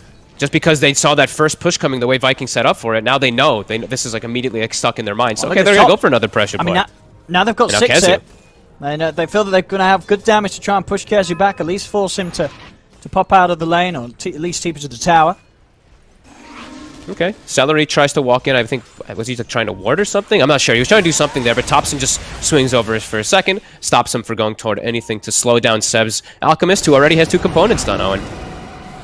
He's in the timings and more attention thrown the way at Thompson, but not quite able to get a catch on him. Thompson just keeping himself at a safe distance. We'll see what Boom does now. Exorcism ready to go again. It's got to achieve more than it did the first time round. They're going to be ready, though. Like, OG's going to be so ready for this movement. The D-Ward's going to come out from Aramis to level 3 Lion, level 4 Abaddon. How's the supports on OG looking? 4 and 5, almost 6 on the Lina. So they're getting much more out of the map because Viking supports are just sitting there. They're sitting there waiting for the opportunity to go for this Exorcism push. But OG's like, okay, you guys play your game, which is kind of doing nothing at this point, and we'll play ours of farming efficiently with our stacks. And efficiently, they will, at least much more efficiently than Shad's able to do so in return. Yeah. It's going to take him a long time, even with the Blade Mail Rush. Just unable to really clear through camps and neutrals at a pace that's comparable to that of this, and he doesn't, this Drow, and a Drow that is going to be handed an Aghanim Scepter within the minute. Just 500 gold away from it, Seb. And it's the Blade Mail Spectre where sometimes you can go to like Ancients and you can clear out Ancients. He doesn't have Ancient stack. He has one Ancient. And then he has a triple Heart Camp, which sure, he can work through that one, but as you mentioned, this Drow's already gonna have Ags. And he's got Ancient stacks prepared for him too. Only one or two, but... I mean, it may be some sort of change up in the heroes, but... Feels similar. This is looking to be a bit of a repeat of what sort of direction the OG took towards the success they found in Game 2. And it feels like they're getting even, I want to say even more farm. Like I'm watching Saksa for the last 3 minutes just be bottom by himself. He's just in a, he's like a 4 position who's a 3 almost at this point now because Seb's just jungling. They're not getting any pressure on them, and this has to be concerning for Viking. They get the top tower with Kezu. Mid tower though is only missing 240 HP when you have a Death Prophet. Radiant's bottom tower is under attack. They're just maybe missing that early timing, that one opportunity that they had with the first ult. Not quite waiting for things to slide into place as they needed to do so, and now Ags is online. Just being in sort of an awkward position. Now, who can they make the moves around? Kezu, he's playing towards his Blink Dagger, 1300 gold in towards it. Not bad. Boom. It's very hard for him to find a chance, as you say, because OG will be prepared to hold on to this tier 1 tower mid. Even Sumail turning up to farm this mid lane, they're that confident that they can keep such a firm, safe hold of this area still at 10 minutes in. And look at the Drow's HP. It's like, you look at the heroes on Viking, you're like, oh, they have decent burst damage with Finger, Breathe Fire, Dagger, etc. Now he's got a free Aghanim, so on Strength Shreds, he's 1700 HP. It's like not even a Drow Ranger anymore at this point, who was just sitting at 800 HP before this, or 900 HP on Agi Treads. Yeah, and your biggest burst really is the Finger. Other than that, it is the Finger. It's going to rely on Viking being able to stay on top of the Drow. Drow, Sumail, he's got the best save in the game. He's going to have No Tail behind him. No Tail's hit the 6. It's not easy to get on top of Sumail's Drow. No Tail is going to be able to do a solid job of saving him. As you mentioned at the start, there isn't a hero like that Clockwork that was so crucial for Viking in terms of catching No Tail in Game 1. Mid lane, look at the setup onto Aramis. They're going to come up with the Horde, look towards Saxa. Saxa caught in the river, but the False Promise comes out. Saxa will live a little longer. He's going to look for the TP back to base. He's back into the fountain. Shad's going to end up getting taken down as OG just kite him up. Sumail stands on the high ground, take him out. 3 heroes dead. That was in another attempt with the Exorcism. I mean, and an attempt that just falls flat on its face here from Viking. Game 2, like, that started to look pretty much impossible for Viking at the 20 or so minute mark. Already 12 minutes in, it really does feel like the plan that Viking came into this match with has sort of been lost completely. Absolutely. They couldn't even kill the Lina Owen. The False Promise saves Saksa. He gets back to, he gets back. Sumail shows up. They don't even have everybody there. They only have like 3-4 heroes. Thompson comes in at the end just for a swing around to clean up. 7,000 gold lead, 12 minutes. I mean, this is pretty ridiculous. You have, like we said, they have like good burst spells, but they couldn't kill anybody there. And this is a very low level of Abaddon now, level 5, as we've said. You know, the support's struggling, and everyone on Viking struggling now. Even with, you know, the factor of the Alchemist, it's still, you know, pretty insane to see just the number of Sumail's net worth, the same net worth as 2 cores of Viking put together at this very early timing of 12 minutes in. He is just having a great time, and already, you know, early days in the qualifier, first series for these 2 teams, but I think a lot of the squads will be watching this from OG, and, you know, this whole idea, you know, Seb on the Alk, getting that early Ags towards Sumail. You've got to wonder, how many times are we going to see this? How many times are we going to see this get let through? Is this something that teams are going to feel they have to take away from OG? Because the 2 games we've seen it so far, it's looking pretty simple for OG. Agreed. I think they definitely have to have thought of something else there, especially if they didn't, with the AA axe, if they weren't able to deal with it, and then they left it again this time, you know, it's a concern. 9k lead, OG getting to do pretty much whatever they want on the map. See, I don't know the timing here for Viking is the scary. I think the timing really is. I think you already missed. You missed your big timings. You had to get these like early tier 1s set up when you could go with your team, but now you're so far behind. And Chad just has nowhere to farm now. That was your first haunt usage, and you got completely smashed earlier. Yeah, the haunts, the exorcisms, they've just not been cutting it here for Viking. Okay, so blink on DK. So they got to go again. Like, you can't just sit back. The thing is, you have to make these moves happen anyway on Viking. Even though it didn't work this last time, I think you have to smoke, try to get on Notel with this blink on Kezu, and then go for the rest of the targets. As Celery just is dead. Yep, Samel's pretty much level 12, so the damage from him is going to be pretty outrageous hitting these early levels at just the 14 minutes.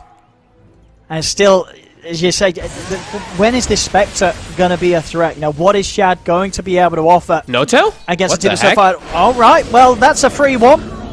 He was on the enemy high. He was in the trees in the enemy high. Right. He just last hit a range creep and then just got jumped.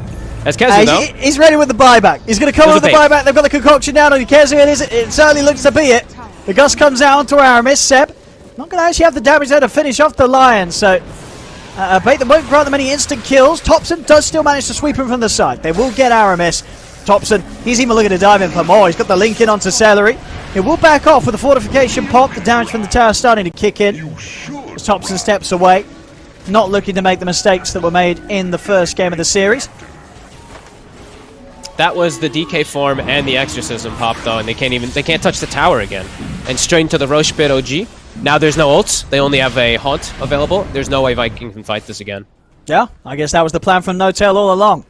He'll tell you that. I mean, I think he just walked up and tried to last hit a range creep with Purifying Flames and got caught, but it ends up working out for them. There we go. Aegis on Samel. Even if you are able to get on top of this drought, you got to deal with him twice. It's not going to be easy at all.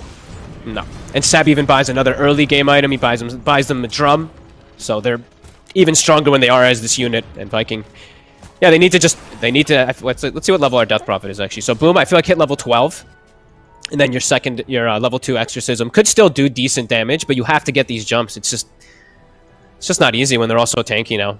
2,200 HP on Thompson plus Sab also tanky. Like, everyone's just so tanky. Yeah. At least the main targets, the ones that you have to get through, because you can't get into these backline squishies. Only the Spectre can. And Shad is not at a point where he wants to really jump into the backline by himself. No, he needs time. Yeah, at least until he has the Manta, then he has a potential to getting in with the illusions, maybe threatening one of the lives of the separated supports. Until that item's done.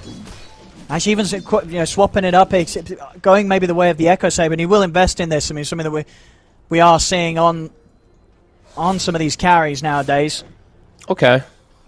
I mean, I like it. I'm obviously terrible at the game, but I do like this build myself. He probably feels that he's going for this because there is pressure. He knows that he's going to have to do something pretty soon. He has to fight soon. Yeah, I think you know that's what I mean? the Echo Saber gives you that quick stats. It's obviously going to be a much easier, quicker pickup than him waiting for the full Manta style. It's like one of the most valuable item pickups in the game now, period, on these melee heroes. That just, you need HP, you need some mana regen, here you go. Like, that's why it's so popular in Slark before, and then people, I guess, just started realizing how good the item really is, right? Just gives you 5 extra strength. It gives you so much extra just out of picking it up. Double hit is no joke with Desolate either. Absolutely not. Radiant's bottom tower has fallen. Tier 2 taken out, Outpost getting claimed. 50, dude, the gold lead just is getting it's getting too big too fast. He's almost worth 3 heroes now, Owen. Yeah, this is Samel, he's definitely been enjoying the last 2 games of this series. He would be, I'm sure he's looking forward to more games, more drafts from the squad that's going to enable him to play as he is. Just be this incredible beast of a carry that good luck getting anywhere close to. And keeping up with. You're just not going to be able to do so. Soxa was thinking about going for him down bottom. Oh, of course, yeah, the prophecy, the Grove Bow for the Drow. Why not? Insult to injury for poor Viking. Kezu getting some damage on tier 2. They're sweeping up. They know that some of Vikings up and not the full squad. Just the 3 of them. Boom, Aramis and Kezu. See how carefully they keep themselves hidden. Seb, he's ready to charge in. He's in. Jump forwards, look towards Aramis. They are able to tank at the stun off, so Seb won't be able to throw out the concoction. They are still able to catch Aramis within the AoE, though, as Aramis will try his best to hide into the trees. Kezu's going to look for the TP out. Is he able to get out in time? He is. Not quite enough damage to bring down Kezu, as Kezu will escape. Aramis, on the other hand, will not. They take down the Lion. Kezu manages to live another day here. Meanwhile, Thompson doing his own thing, as usual. In the mid lane, diving into Madden. And Aramis just can't find anything in this game, right? No space for this Lion. 500 away from the Blink Dagger. Desperately needing that too, so they can have the ways to jump into backline together, collectively, with that Spectre and DK and Lion. Yeah, OG just continues to have all this control. It's really just Shad getting farm, and it's a huge concern when your Death Prophet's not able to keep getting this scaling going. Sure, she's got plate mail, sure, she's got Yules, and sure, she does have a save behind her, but it's not going to help that much versus all this crazy damage that the Drow's starting to build up so quickly.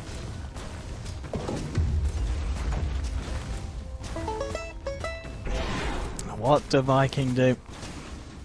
Just posturing around Boom, maybe seeing if they can catch out OG making any aggressive mistakes, but sort of the extensions of game one that OG made that did lead to the fall of them later in the game. That's just not sort of happened in the second or third of this series. OG very much bringing out a much more serious, refined style of Dota that's looking very hard for Viking to crack. They're kind of splitting up though a bit on OG. I do feel like Viking could punish a little bit when they do see like everyone on the map. Like they just saw 3 heroes showing, but I mean, let's see if they can. See if they can do it. In with the finger, but the false promise comes out. Thompson is going to be able to get out to the side. Seb's heading over as well. No tail. Actually going to be able to be saved here by the Gust coming out onto Shad, and they're ready to turn. Thompson pretty much back up to full HP. They've controlled Boom. The DP is gone as they save Thompson even like that. As you said, that sort of one chance where maybe they catch a member of OG out on their own. They could not quite do it. They just do not have the firepower. I'm glad they at least tried for it. I think if they were a little bit quicker when they noticed that everybody was split up, because I think the ward that they have in the OG jungle, it saw the Lina for a second, and I think they saw like the Alchemist for a sec. That's why they go for this jump, but I think they hesitated a little bit too much. No-Tail, he saw it coming too. Gets the TP off. It was clutch by No-Tail, but yeah, game continues to just be pretty much impossible for poor Viking. That's all their ults for the 3rd time expended, and they can pretty much get nothing out of it again.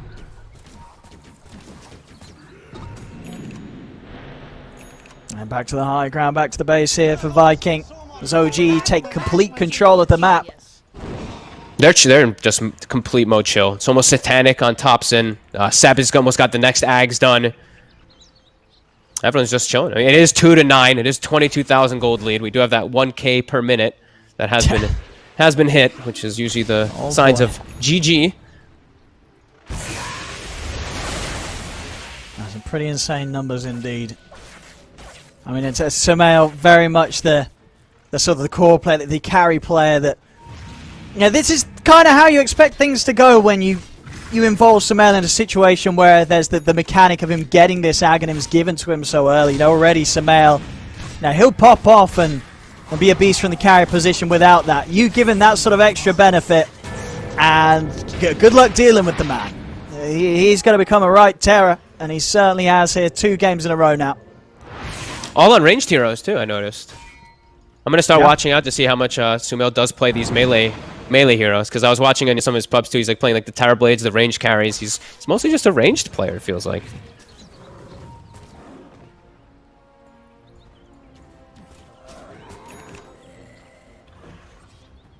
I think Sox is having the funnest game. This is probably like the funnest 4-position game ever. You literally have like no weight on your shoulders at all. You're just farming. You're just farming, playing your own game. No worries. It's pretty much same net worth here as Kezu.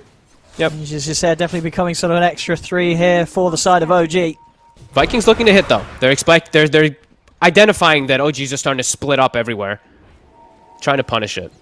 I mean, they smoke up there, but a little bit of an unfortunate reveal as Aramis does make a hex move onto the illusion of Sumail. So OG's going to be pretty much aware that the Vikings looking for action. Maybe not aware enough though. Sumail gets the silence. They do still get him with the Dragon Tail stun. See if there's going to be any backup in time for Sumail. There isn't.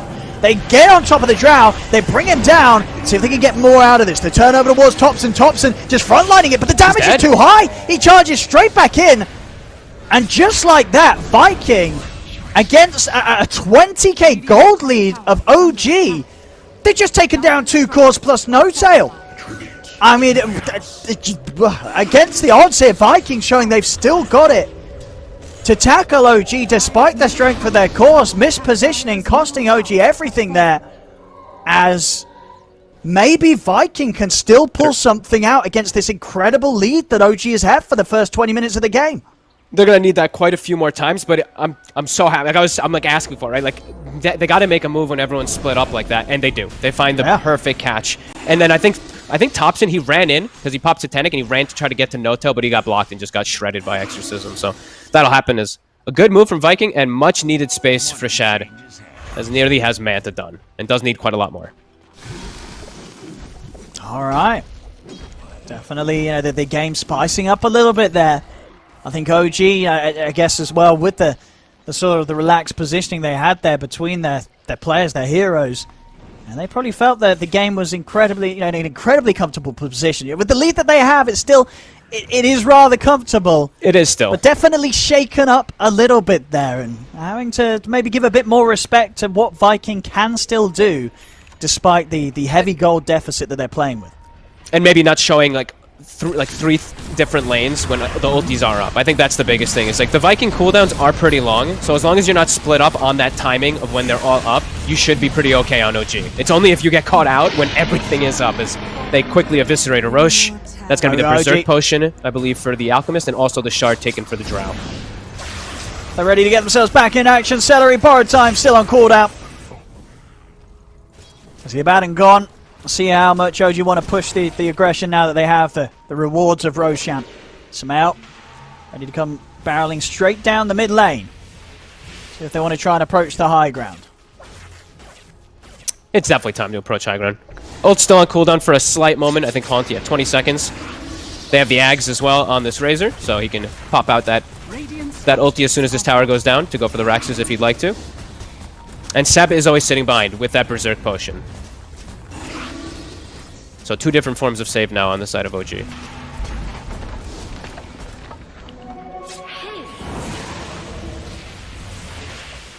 Massive wraparound. Look at Viking right now. It was these sort of moves that did hit the hardest in game one. They're pinging No-Tail. They know his positioning, even though he's shadow emulated right now.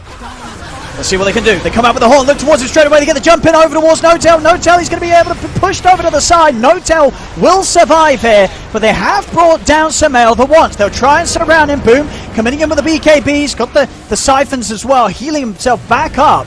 No-Tail with the self-false promise will live a little longer. The buyback coming out as Aramis. He's able to lead in onto Samel with the stun. Shad getting beat down hard by Saxa though, as Shad has to retreat up to the high ground. Samel's able to turn, take out Aramis. The light strike away from Saxa catches the two of them. 4 dead on Viking, as 3 of them without buyback. OG, they can push on, start to do the damage to the base. They should and can look to close this. Onto the tier 4s.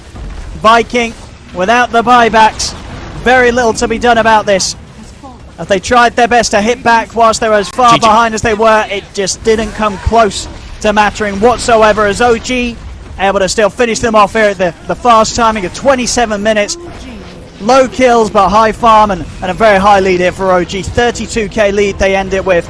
As with that, the series is theirs. OG, they'll be taking this best of 3, 2-1 against Viking.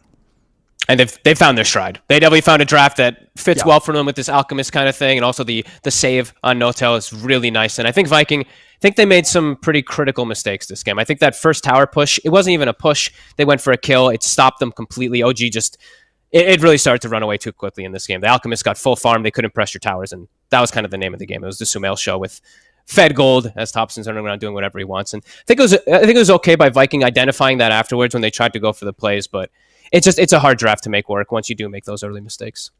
No, absolutely. But there we go, ladies and gentlemen. A slow start to the series from OG in Game 1 as they can't quite take the win against Viking. But the Game 2 and Game 3, they get themselves down to business, and it looks pretty good. You know, Samel plus Seb on the Alchemist, definitely something that teams are going to have to watch out for further in this qualifiers, as great successes had in both of the Game 2 and Game 3. OG, they take the series 2-1 against Viking.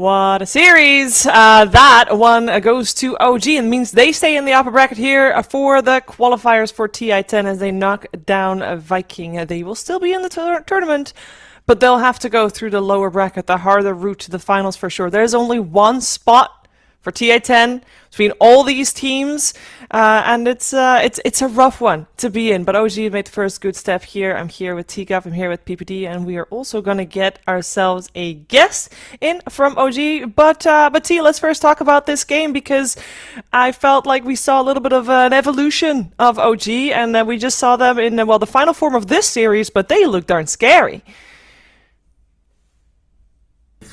Please T, hold. I don't hear you. Please hold. Oh. And we're fixed. Sorry about that. I got so comfortable listening to that amazing intro. But anyway, yeah, I think just OG have kind of thrown down the gauntlet of respect our alchemist. You know, like during DPC, they had a couple games where they were able to take these quick wins. And this is kind of the story of this series where they are demonstrating new techniques on how to enable Sumail. First it was the Medusa of Aghanims. This time they had the Drought Aghanims. It's a hero that I guess which we learned quite quickly. You don't really farm that quickly early on, but if you suddenly have this split shot, this ability to AoE clear out camps, you're farming like triple quad ancient stacks, you're going to be pretty quick. So I think, yeah, OG just kind of telling everyone else either ban the Alk or find a solution to it with this series alone. Yeah, Peter. So go on. What was your yeah? Go on. Yeah, for sure. Yeah. Yeah.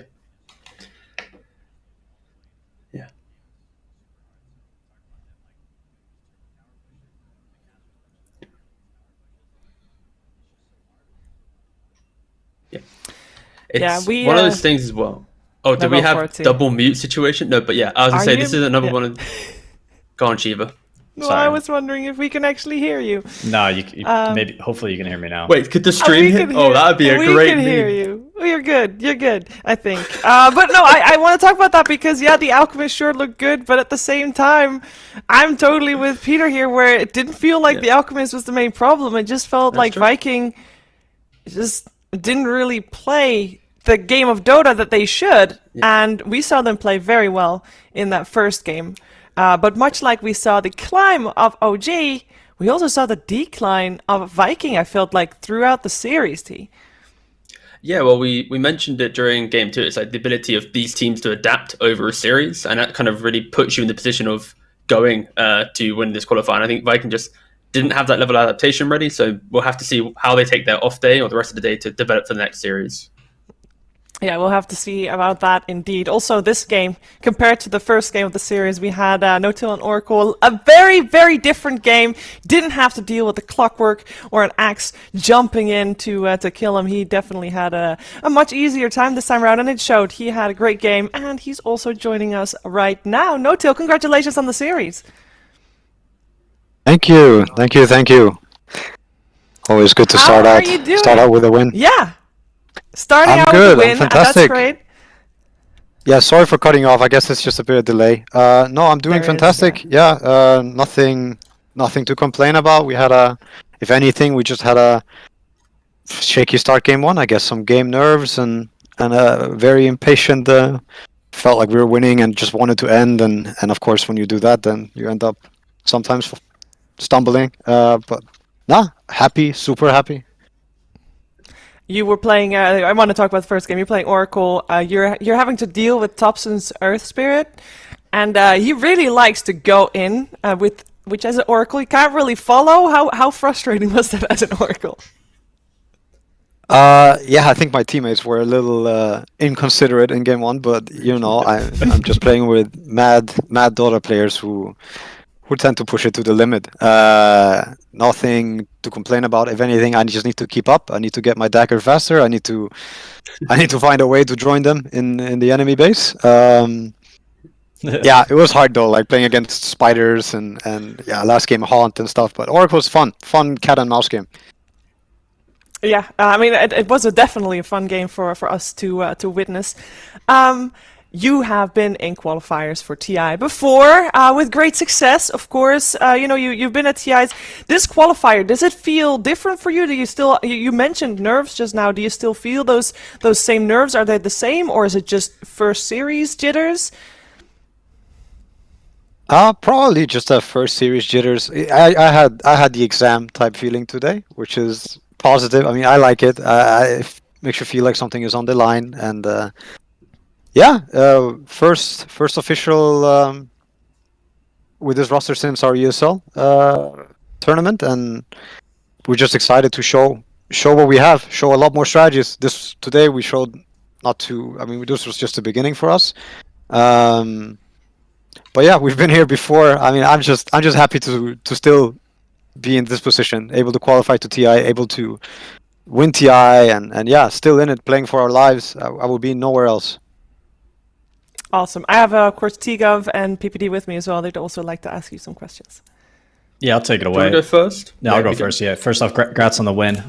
Secondly, you guys look like a completely different team, sort of, in games, 2 and 3. You looked crazy dominant. Game 1 was obviously a little bit closer. Maybe you guys could have come out ahead for sure. But the switch was the Magnus to the Alchemist for Seb.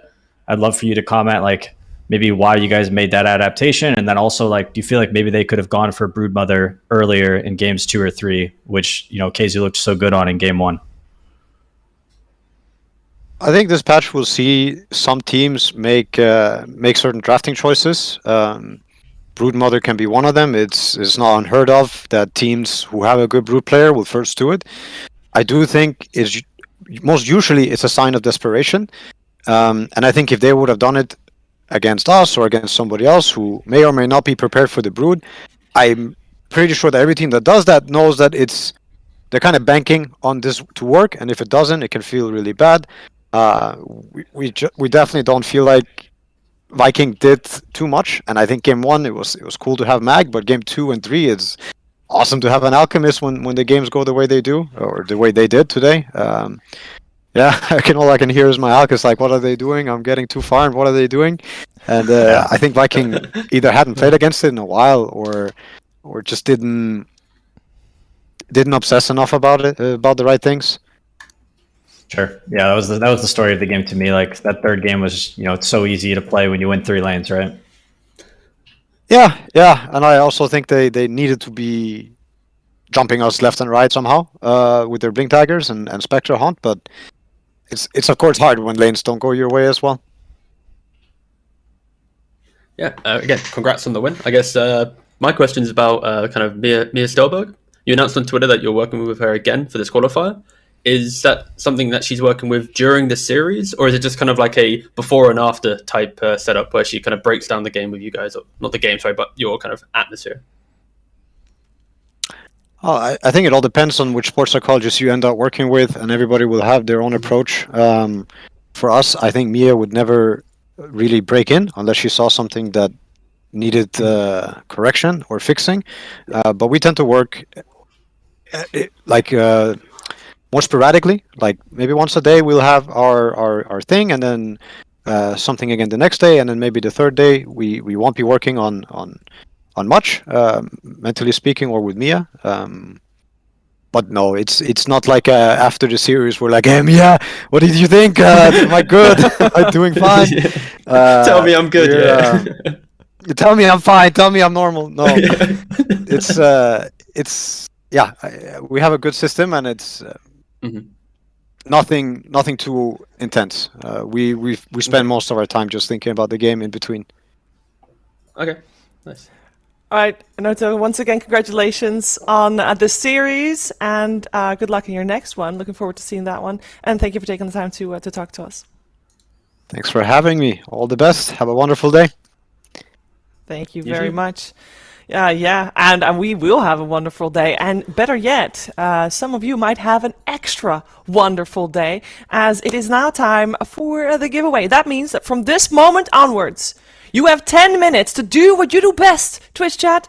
Do what you do best. It's spamming Twitch chat. That's right. ! Mate. 10 minutes, you can go ham, and it is on the line. On the line is 2 cases of Mate. And in one case is 8 cans of mate mate, which is of course energy reimagined, caffeine reimagined, more day, more night. You know what that means?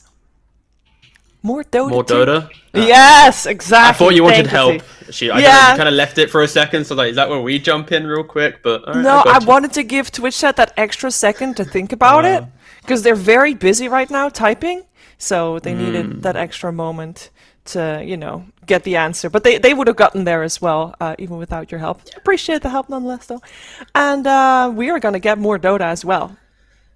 And it's going to come very soon. We're going to have another upper bracket series coming your way. We're going to see Tundra taking on Brame. All that will happen after a break.